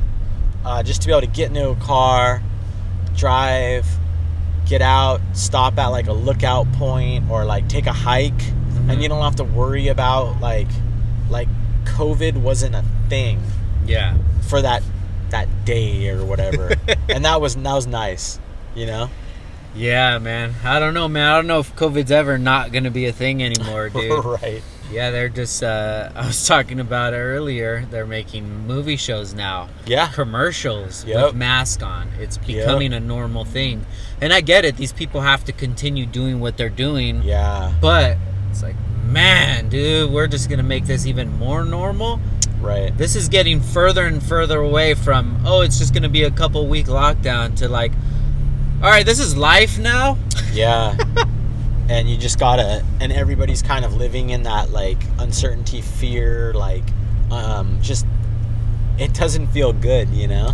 I feel like the least possible thing that can happen from all of this is going to be that masks are socially acceptable like they are in Japan. Yeah, good. I mean, yeah. And then like what I tell people is like, you know, I'm sure you probably say the same thing because, you know, I'm sure like, because we've lived it. But yeah. We go to Japan and you see people with masks, and then you go, oh well, I'm in a crowded area, like I'm gonna go to 7 and I Holding and grab a fucking 7-Eleven, whatever, yeah. and grab a mask and I'm gonna grab a pack of them and I'm just gonna have them. So if I'm in a crowded space, I'm just gonna put it on. Like, Yeah. why not? Like, who cares? It's not that uncomfortable. Yeah. You start getting kind of used to it, and then now people could just wear a mask and it's not weird, and just fucking do your thing, have a mask on, and make sure your hands are clean, and don't touch your face as much. And dude, it's not that hard to do those little tiny things that could actually make a huge impact in this. I think the thing is, though, having choice taken away from you. And that's what that's probably one of, I think, Americans' biggest downfalls, is that they think in their heads that everybody's out to get them and the government's out to get them. Mm-hmm. And I don't want to talk too much about this because it is kind of political. But man, the government's not out to get everyone how everybody thinks. They're after me for sure. They want all of our tax money. There's things that is not fair, and I get it. But I don't think that this thing is a whole big conspiracy. It's like, I don't think anybody could have planned how, like this, like as an attack or something. I mean, Didn't they say it came from a lab? I mean, even if it did come from a lab, They like, proved it wasn't just somebody that ate some bat or something. Sure. There's also, I don't know, I don't even want to talk about it. But anyway, I mean, just wear your shit, wear your mask, fucking be cautious. You know what? Crazy thing is, I haven't gotten sick this year at all. Me neither. Not even after Auto Salon? No, I didn't get sick after Auto Salon. But what I'm getting at is, I know that you did, and you were thinking maybe it could have been like, Yeah. something like you could have gotten sick from that, whatever. You could have already had it, or whatever the case. But I have not gotten sick at all this year, and I haven't, like, normally I wake up and I have like a sore throat every now and then, and like, you know, every like certain time of year maybe I'll have a sore throat in the mornings, like every couple weeks, you know. I'm like, oh man, I'm like on the verge, right? But just because I've been wearing a mask, I've been washing my hands, I've been, you know, staying away from people for the most part, I feel the most healthy that I've ever felt, like fucking since I was a kid, dude. That Like, makes sense. No sniffles, no sore throats, because but it's gonna suck when I actually do get sick, and then I'm probably gonna get it worse because I don't have any of that natural, you know, safeties of. Oh yeah. You know what I'm saying? Like immune system. Yeah, immune system might be a little weird because of it. But Now, what I'm saying right now, I've been feeling great, and I just done my due diligence. Yeah, I want to touch back on the thing that you were saying about the government, you know, not always being Always out to get you. always out to get you, right? So, interesting thing that Joey sent me from the Chronicles. He sent me a video of remember the video game Metal Gear Solid? Okay, I know the name, but I don't know that I've ever played it, so I don't know what it is. It's one of the greatest games ever invented. Okay. But such dope games. But part 2, at the end of Metal Gear Solid, they're talking, and the whole game, I guess, turns out to be that the guy that he was taking orders from was AI, and it wasn't even a real person. And this game came out in 2001, and what they're saying is that AI needs to control humanity in order for humanity to continue, because if not, us having free will and us using instead of using logic, we use emotion to make decisions. That's inevitably gonna cause the downfall of mankind. Right, because if it's just a formula, then there's no emotion in it. Exactly. And it's just you're doing what the formula tells you. Exactly. But then on the other side of the coin is who's controlling that formula. Right. What is the there? formula is learning and then has a intention all of a sudden to destroy and take over, then that's Terminator 2. That's not good either. Yeah, we don't really want that. Yeah, but it did make a lot of sense, because I know that a lot of stuff that happens, especially with like new laws being implemented or scare tactics or what have you, a lot of this stuff has to do with ego and pride. You know, whether it's the ego of a governor not wanting to go back on his word, that you know, maybe the shutdown wasn't as big of a deal as we thought it was going to be, or whatever. Yeah. You know, because they're watching out for their own ass, they want to get reelected or what have you. Yeah. But I just thought that was such an interesting take on it, to see AI as being a good thing, and not only a good thing, what's necessary for humanity to keep on and to, you know, evolve. I hear you. So, Yeah. I don't know, man, but then again, I look at yeah. things the other way, that I don't want anybody to have any control of my thoughts, my feelings, or the way that I think about things. Right. But then all that is my ego and pride that makes me want to think, well, I know what's best for me, but sometimes maybe I don't know what's best for me. Right. And if it is all a bunch of formulas and ones and zeros and things like that, I'm sure that that's going to be a lot smarter than me computing it in my head. Right. Because it's using like fact and I guess logic from prior knowledge. Yeah, is how exactly. it would be derived from, I guess. Yeah. 'Cause imagine being able to take all the experiences from everybody on a certain subject. Yeah. Even something as simple as eating a certain type of food. Yeah. You know, okay, this person liked it, this person didn't, this person was this race, they were this age. They could directly target something that would be perfect for you. Yeah. You know, which is something that they do now, but it's with profit and gain. Yeah. And not for the betterment of you and your experience. Yeah, and then it comes down to like the elections right now too. Mm-hmm. Using that technology to either let people see or not see certain things, and try to sway and change their voting or their thoughts. Or Yeah, you know no, what I mean? definitely, and that's something that they were talking about on there too. Is they were talking about fake news. Yeah. And you just trip out that, damn, this came out in 2001, 2002, sometime around then. And for them to foresee this being an issue and this issue actually coming to fruition, pretty fucking crazy. Yep. Agreed. But who knows, man? You know, I don't really give a fuck. Whatever's gonna happen, happens.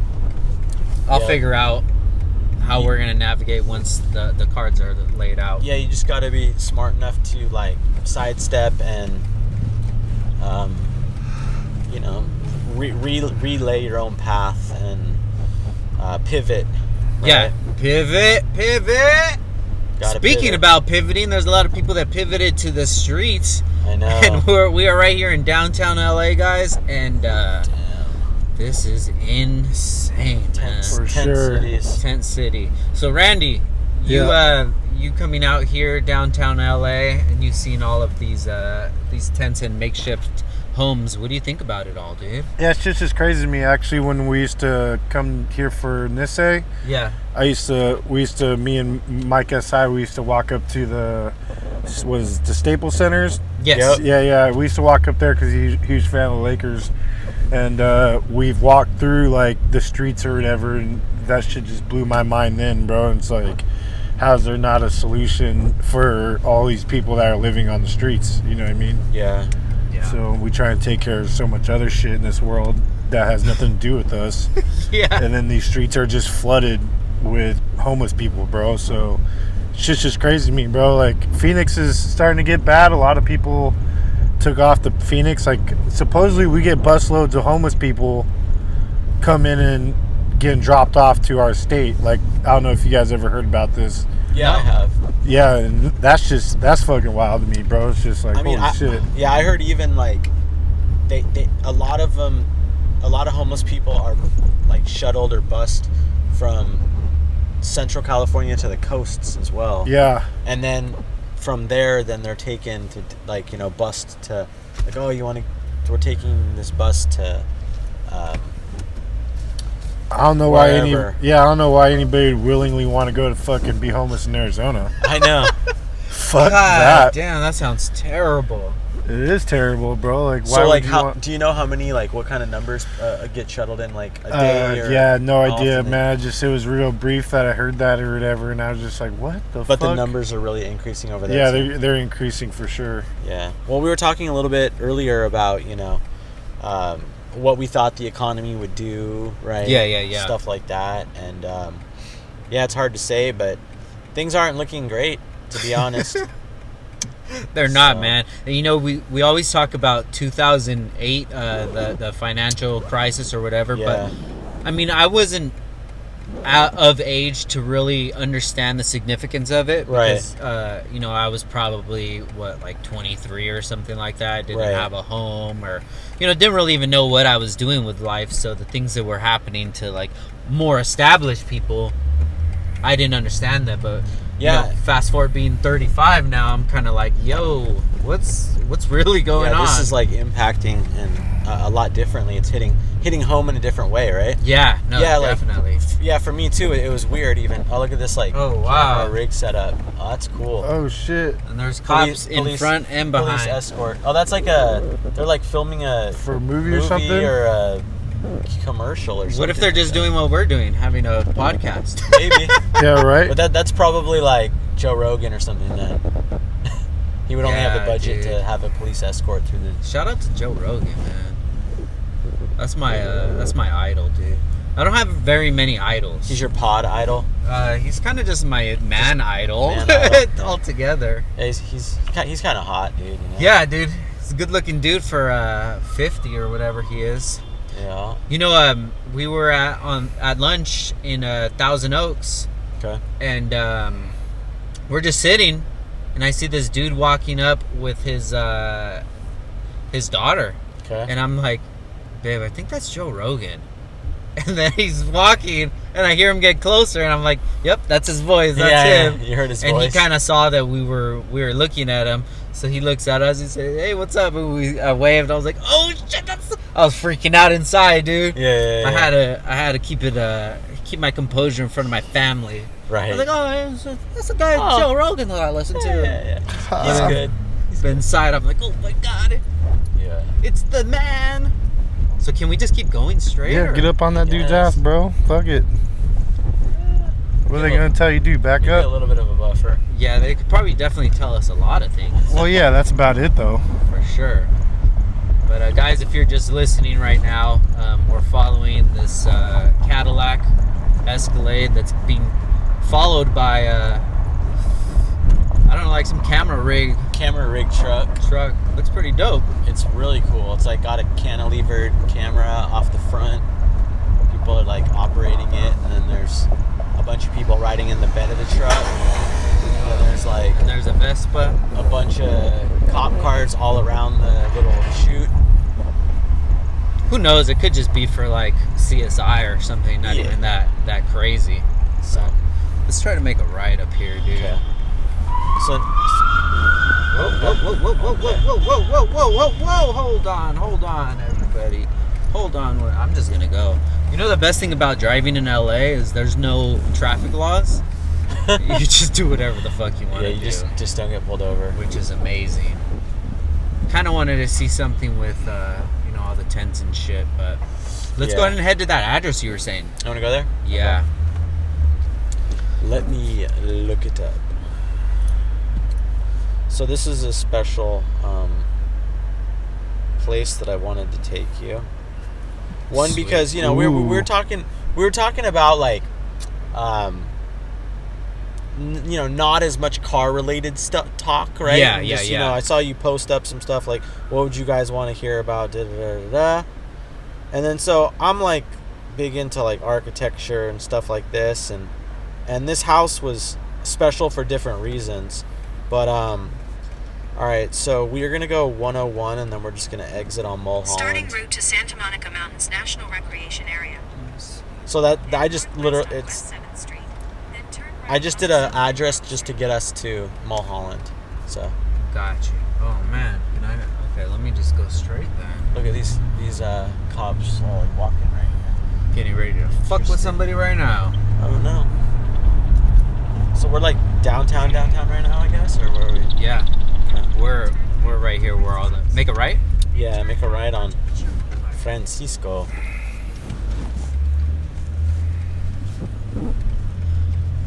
Guys, if you ever do come to the LA area, I would definitely recommend you guys going Wilshire, right?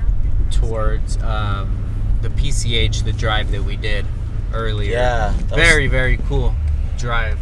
Do you ever take the Porsche out? You know, so I was actually gonna go cruise around Hollywood Hills and look at some houses and stuff like that with my girl. Yeah. And I was like, oh, we'll take the Porsche. And then I realized go left at Go left at... No, it says... Shit. What street is this? Figueroa. Go left on Figueroa. Yeah, left lane. Okay, one way. All right, cool. So, I was like, yeah, I want to just do a little drive, you know, and get out and drive. Turn the sound off on it. I think you just swipe up. Oh. No voice. No voice. Okay, done. All right, cool. So you guys were gonna go driving to Hollywood? Yeah, I was like, oh, let's do that, whatever. And I really wanted to see some cool houses and stuff, so I like remembered that the roads are really bad.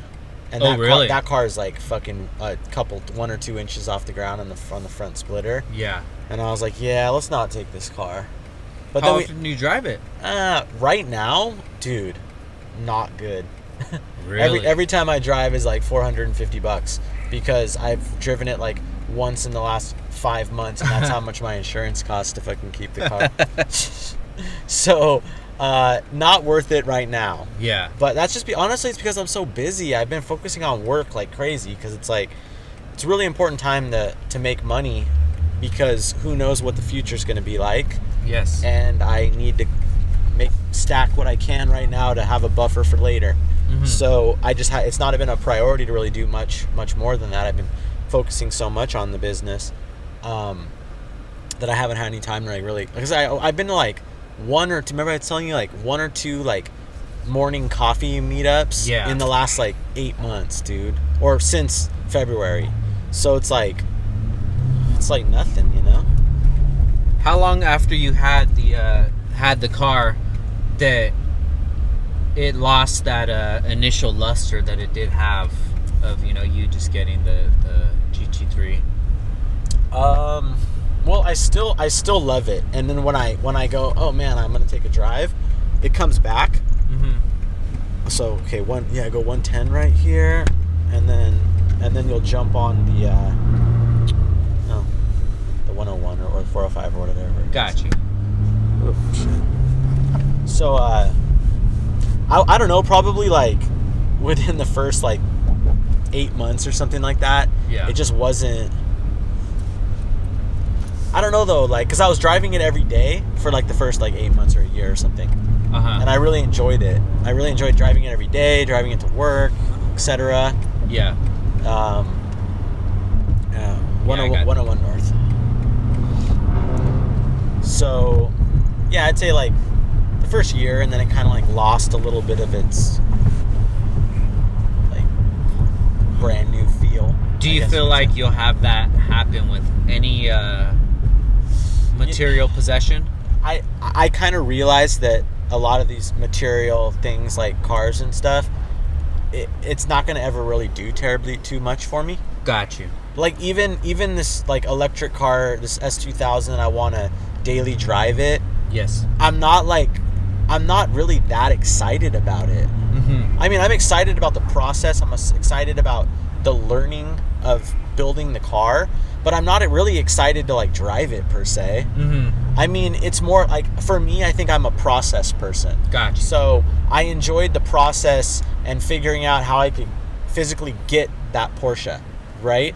Well, I enjoy the process and building and figuring out and learning of the process of the S2000 build. Mm-hmm. But I don't know that it's going to be this like a crazy feeling actually driving it. I'm going to be like, oh, this is cool, you know, yeah, okay. But I'm not that type of person, mm-hmm. I guess. I really enjoy the building up and the whole process along the way. The end goal is always sort of a little bit of a letdown. Does that make sense? Definitely does. You can relate on yeah, that no, a little bit? I feel like that so much, dude, and I feel like that you know, the benefit is in the process, just trying to figure out how to accomplish whatever goal that you have set. Right. But the payment for me is usually everything overall rather than the destination. Sure. Yeah. And it's just, I've had so many instances where I thought, okay, next, when I get this, I'm going to feel this way. When I get this, I'm going to feel this way. Yeah, sure, it does last for a little while, but it seems like it lasts even less and less amount of time over time.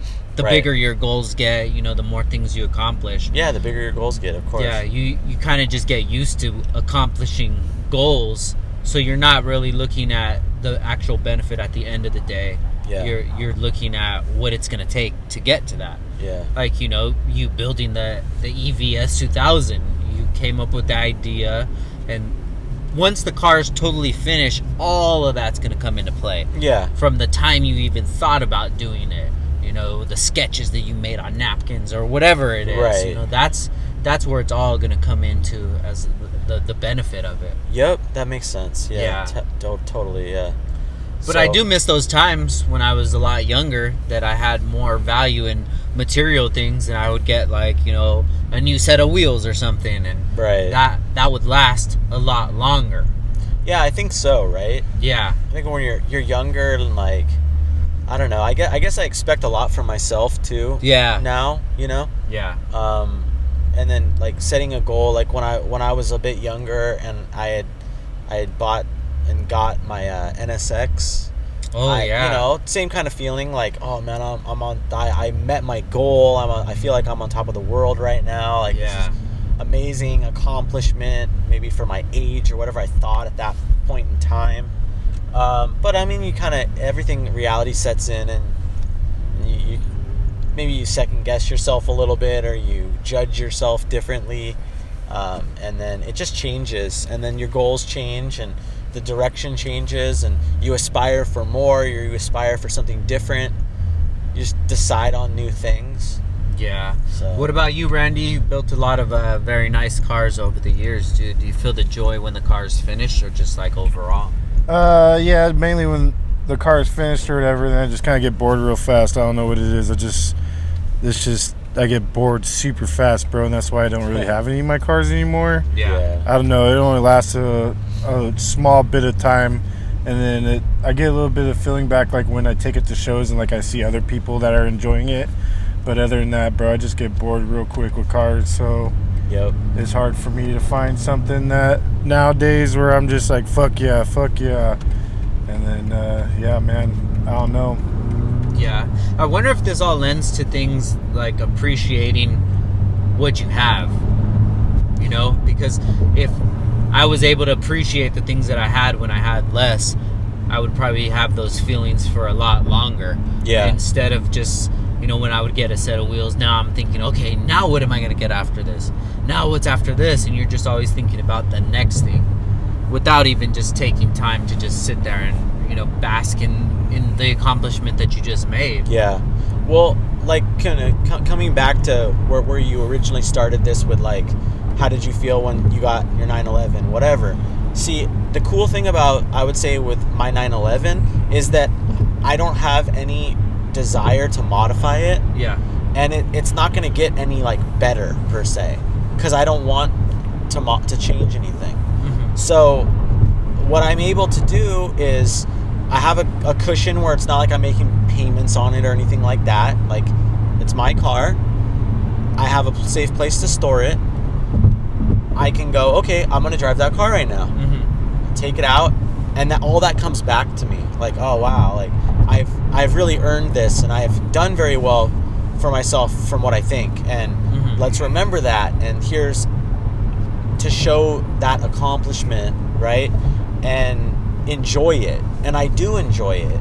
And then I put it away, and I don't think about it for a while, and then I bring it back out, and I'm like, wow, this is very cool that I have this. Got you. You know what I mean? Yeah. And it's not like it's not like I'm like, oh man, I got to get that next mod on there. I got to get this new wheel. I got to get this new exhaust system. I got to get. I'm not doing any of that. I don't want any of that. One of my close friends was like, hey, I kind of wanted to like mock up and design a really cool exhaust system for the 911, and I 997 chassis, and I'm like, he's like, would you be interested in like a custom exhaust? You don't have to pay for it. I just want to, do one, and I want to take pictures of it, and I'll get more people interested. And I'm like, I mean, I'll let you like use the car, but you don't need to give me the exhaust. Yeah. Like, I don't need the exhaust. And I'm like, I'd actually prefer to not have it. And he's like, oh, okay, for sure. And then he's like, he probably thought in his head, well, I'll just find somebody else that has a car that really wants the exhaust. Gotcha. And it's like nothing particular to him. I mean, I'd love to support him, you know, like it was Chris from Wisecraft, and I love to support everything that he does, but he just didn't see the enthusiasm. I wasn't like, hell yeah, bro, I really fucking want an exhaust. Like I kind of just really didn't want one. Yeah. I didn't want to modify the car. It's like perfect as is. I don't have that feeling that I need to do stuff to it. Mm-hmm. And I do like having a car that's like that. Like this one for you, like, well, you've modified it, I suppose, but it's not like you're going to just keep continuing to mod it because I guess it's a lease, right? So it's like you're going to give it back eventually. But it's kind of perfect to lease it because then you're like, when you're kind of done with it, you're kind of done with it. Yeah, hell yeah. You know? Yeah, no, definitely. And there's not any major modifications that I'm going to do or even that I would do. You know, like wide body it or anything like that. No, dude. Yeah. And I wouldn't, even if you owned it outright and whatever, it was your car, I mean, still you wouldn't probably want to do any of that stuff. And who cares if somebody tries to give you a kit or whatever? It's still not gonna make you want to I'm do not all going to that. cut out the fucking quarter panels in this car, dude. Hell no. No, I feel you. Yeah, but I get what you mean, man. And especially just a small reminder of why you do this shit every day, too. You know, that's kind of one of the reasons why I even wanted to get this car, is just have it as a daily. So every day that I drive it, I'm at least just having a great experience. Yep, exactly. That's enough. And Randy, on the left, we have more tents. Yeah, a little city they made there. Yeah, dude. That people had a hammock in the tree next to their tent. Yeah, I wonder how it gets at It's night, just man. crazy, bro. Like little communities. Yeah, dude.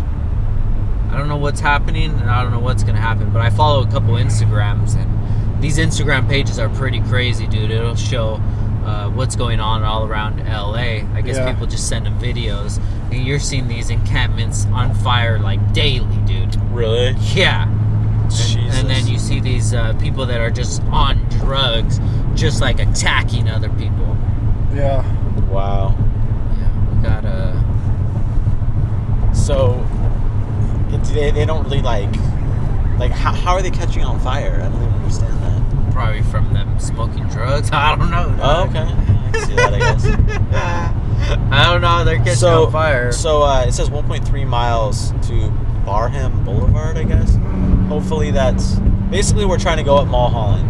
Okay. And so it should be... I'll tell you if it's right or not. I don't know. So, guys, if you're listening to this right now, just close your eyes and just picture that you're just hanging out with us. You're in the back passenger side seat behind me. And if you want to make it even more realistic, just eat some like lemon head candies. Yep. Sit right next to me right here. Right. Pass them over. Pass them to him, dude. Oh yeah. Put my arm around you. This one right here. Yeah. 3/4. Yeah. Barham Boulevard. M6. Or that was just a regular 6. You had a BMW back in the day, right? Look at that Grand Am right there, bro. Is that Grand Am, that yellow one? Oh yeah. Looking like an S15, bro. It does. Yeah, I had a E46 M3 for a while. What'd you think of that? Well, you know what's funny is like it was a great daily driver, and it was like very, very, very lightly modded. It was like just perfect. I really, really like that car a lot. Mm-hmm. So I think we're gonna exit and it's gonna loop back around, and we're gonna go across that bridge right there. Gotcha. So it's gonna be like just around. Okay. So little. Actually, I think we could have gone that way. Fuck, that was what we were supposed to do. Yep. Oh, I missed it. Now I gotta go back. Actually, it's gonna loop us. Okay, do this. Make your next left, which would be a bridge across the I see. highway. Okay, I know where you're going. Yeah. And then we're gonna go all the way back along that other side of the highway. Anyway, so that's a great car, dude. E46 M3 is a fucking sick ass car. I love the way that the steering feels on BMWs. The steering is so good. It's like I'm never gonna miss that. Honda steering always it's not great compared to BMW steering is amazing. It's like the directness of the feel of the handling of the car is so good. Yeah. Anyway, I really, really like that car, and I actually told myself like, I think I could picture myself just daily driving a BMW just like from here on out. Yeah. And it's funny that now I like don't, but I don't know. I could definitely see myself in just a daily like BMW, maybe not something that like this fancy, but you know, just like a 3 Series or something like that. I could definitely just dip that on a daily. Yeah, really, man. really nice car. You know, I was never into BMWs before, but when I got that M4, dude, that shit just blew my mind. Yeah. And look at that M850i. If it has any numbers after the M, Right. it's not really an M. Yeah. Yeah. The sport package or whatever, it's Yeah. not an M, guys. I'm sorry. They like that. They're putting M's on everything now. Yeah.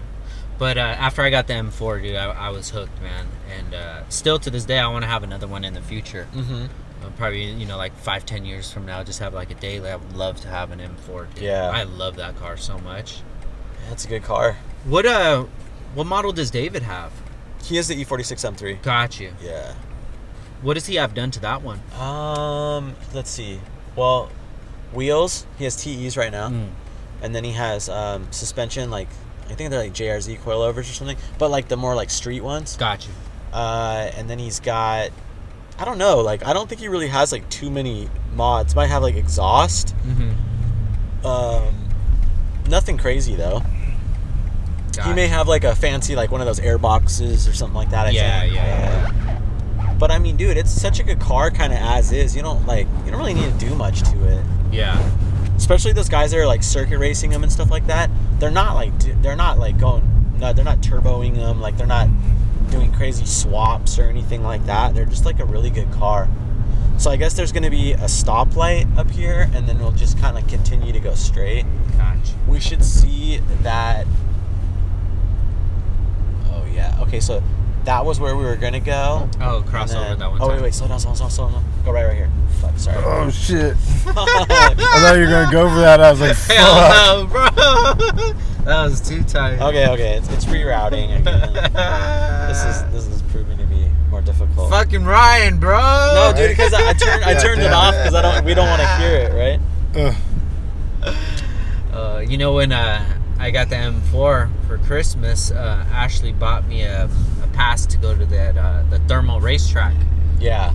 Out by it's in Thermal. But yeah. It's like by Coachella Valley, like out that way. All right, so look at. See? Gotcha. Not too much further down. Got to hug right, and then we're going to go back up Hill Park Drive All right there. cool. Damn, Okay. Frank, you be missing all the turns. Just living life, baby. Hell yeah. Not this one, the next one. Anyways, we were able to drive like 5 It was right there. stock There it goes. Beamers. Oh my god, that was another turn! I just told you, man. I just told you. Fuck. Maybe we should just literally you got to go back across the highway right here. We're doing a circle. So get in the left lane. Oh, for real? Yeah. Jesus, bro. Hold on, I gotta get over. Make a left right here? Ford something. Yeah. Make a left right here. Pilgrimage Bridge. Go left right here. All right, let's try this again. We should have just put it on the I know, dude. Fuck. on this big ass 8-inch GPS right here. Yeah. That's a nice screen too, on like the driver's screen. Oh yeah, dude, I love it, man. It looks like a Motec C1212. Stock Motec, bro. Yeah. It probably has it. You know, I'm gonna tell everybody this has stock Motec. M-Tech. M-Tech. Yeah, dude, the only complaint I had about this car is just way too quiet. But once I put the downpipes, it opened it up a lot, dude. So I read online that there's a lot of cars these days, like these kind of like, you know, Grand Touring or whatever cars, and they actually have exhaust note through some of the speakers, and it like aids the inside, because the driving experience is different because everything's insulated too well, so you don't hear what's going on outside of the car. So they actually, through the speakers, they play a little bit of the exhaust note. Holy shit. And I'm wondering if this car had that. I don't know. I've heard of that before, but I've never actually heard it. Didn't we But watch that's the thing, though. It's so good that you think that it's actually It could be that then. the car. Yeah, I thought I watched a thing with you with an electric car that was making like a fucking rumble noise, like it was a feature. Yeah. It made it sound like a V8 or whatever. Yeah. For people that like miss the sound and give it more of like a drive. Yeah, I've heard of that. I've actually heard of that on the Joe Rogan podcast. He's talked about it before, but actually being in the car, I'm not sure. And this may have it. I have no idea. I don't think so. But now it doesn't even matter. Yeah, now it doesn't even have it. It doesn't matter. When we did the downpipes, this shit just came to life, dude. Yeah, I bet. So insane. And then when we got that little Versa just fucking went around you like you were nothing, dude. Hey, don't fuck with Uber drivers, bro. Yeah. I didn't even realize it was an Uber driver. All right, here's the bridge. Okay. So you gotta look at the screen. All right, guys. Hey, shut up back there. I hear you, bro. Quiet back there. Quiet. Not you. Can't miss his the turn. Listener. All right, right here. Yeah. Right here. Wait. No, see? No, keep going. Fuck, because this is where we exited, right? This is where we exited. So literally your next right, and it's gonna sneak up on right you. here. Yeah, right here. All right, right guys. Where this car's poking out. All right, guys. Okay. Holy shit! Okay. Finally got it. Okay. Well, this is half the battle. Yeah. Let's see that other street. Straight? Yeah, go straight. And then you go right over that bridge. Right there. Guys, let us know what you think of this content. Does it make you feel like you're really in the car? Or you're just stressed out because you're like, are they ever gonna fucking get there? I don't know. Probably make him feel sick like me, bro. Jesus. Yeah. Randy's about to All right, barf go in left. the back. I don't know if it's my driving or all the fucking candy that he's Definitely your eating. driving, bro. Could be a little bit of lemon heads, but probably most of the driving. He's like Kramer's friend, dude. Yeah. The one that's bootlegging the movies with all the candy. Yep. Dude, fucking. Oh man, I love Seinfeld. You see, I had to save. Ooh. I literally had this shirt like saved up. Yeah. I have so many shirts, you know. And then when you gave me this one, this is like your Seinfeld, reminiscent one. And I was like, I'm just gonna hold on to this. I'm gonna wear it when like there'll be a day that I'm gonna need to wear this shirt. Special day. Yeah. Today's the day, baby. I love it, man. This could turn into a future show. Who knows? This could be. We could be like that dude in the Escalade where we're getting followed by cops. Yeah, I know. And Yeah. We're just driving around with a Just cameraman. shooting us downtown. We don't need to have a show to do that, bro. We get followed by the cops right now. Yeah, right? Just have to just give her a little on the gas and fucking we'll be followed by some cops in no time. Look at they're doing a What is tour. this? Yeah, this is like a tour. Taco tour? Taco. What? So what we're doing right now is we're going up Mulholland. Okay, cool. Which is obviously a famous spot in Los Angeles. It overlooks the city. I don't know the area too well. I've just been up here a couple times. But there's this home that I saw, and I was following it for a little while. It was kind of well known, and I'm not going to tell you the name of the house yet because I'm going to leave that until when we're there. But it's a mid-century home. Architect is John Littner. And if anybody's, I probably butchered his name a little bit just because, you know, it's something that you read and you don't like hear the name very often or people tell you. But yeah, the architect John Littner in like, I don't know the exact year this house was built. Super cool house, mid-century modern design. It's over the side of a cliff. But yeah, like, I mean, look at this. Like you could see LA. Wow, downtown. I've never been up here before. So I came here like maybe, I don't know, 3-4 months ago. Yeah. When there was no cars on the road, and it was so clear, dude. The city, you could see everything. There was no pollution. Oh, no way! Oh, it was so nice. That lookout was closed, but we just like got out of the car, parked on the side of the road, walked over kind of to the lookout, checked it out. Super neat, super neat. Wow. So just stay on. I think it's right. Keep going? Yeah, just keep going. Okay. Wow, this is actually a cool area. And yeah, dude. On the other side over there, you could see the Hollywood Hills with the Hollywood sign, which is pretty dope. And this is pretty much still kind of the Hollywood Hills. Yeah, just like they're different. Just the other side of the other freeway. Side, yeah, whatever. So, keep going this way. Keep going left, yeah. But yeah, all these homes are super fancy. Everything's really neat. Like I just there's a lot of great architecture through these hills. I have a lot of fun, kind of just like driving around and looking at some of these homes. But eventually, when we get a little bit further up, it's probably going to be not much further than this. It's going to be on our left side. This house right here with the green fence on it is made by Art Vandelay. Vandelay made that one in '68. It's a Vandelay special. So this is the John Littner house that we're going to check out. I just think it's really cool. They recently renovated it. But I wanted to give Frank some inspiration on this one, actually. Hell yeah. So to the right here. And I do want to just stop. There's actually kind of like a pull-out area where we can maybe just kind of like do a quick walk in front. And and you could just kind of see it. Or we could stay in the car, you just drive by really slow. Yeah, let's go ahead and pull to the side, man. We can. So it's just got like great architecture. The roof is just incredible. The arch of the roof. If you guys want to look it up, I haven't told you the name of the house yet because that's still a surprise. Ooh, I'm excited. But you can see like straight through it. It's just an incredible home, and it's just right off the road. Sweet. And it's coming up pretty soon. I will eventually see it. But yeah, there's some great houses up in this area. Bro, I've never even been over here before. Yeah, but you've heard of Mulholland before. Yeah, but never up to this way. Yeah. This is very cool, man. Yep. This is gonna be a nice drive. Okay, so I think it's coming right up here on the left. Okay. Let me see. It's almost like you can miss it. But I think it's right on the left right here. It's hard to see it, but it's just, you can keep going a little. This car Yeah. So it's right here, and this is called the Garcia House. Shut up! Yeah. Really? Yeah. Oh, dude. So I thought it would be pretty neat. And then you can't, like, we're going to have to look at pictures of it on the other side.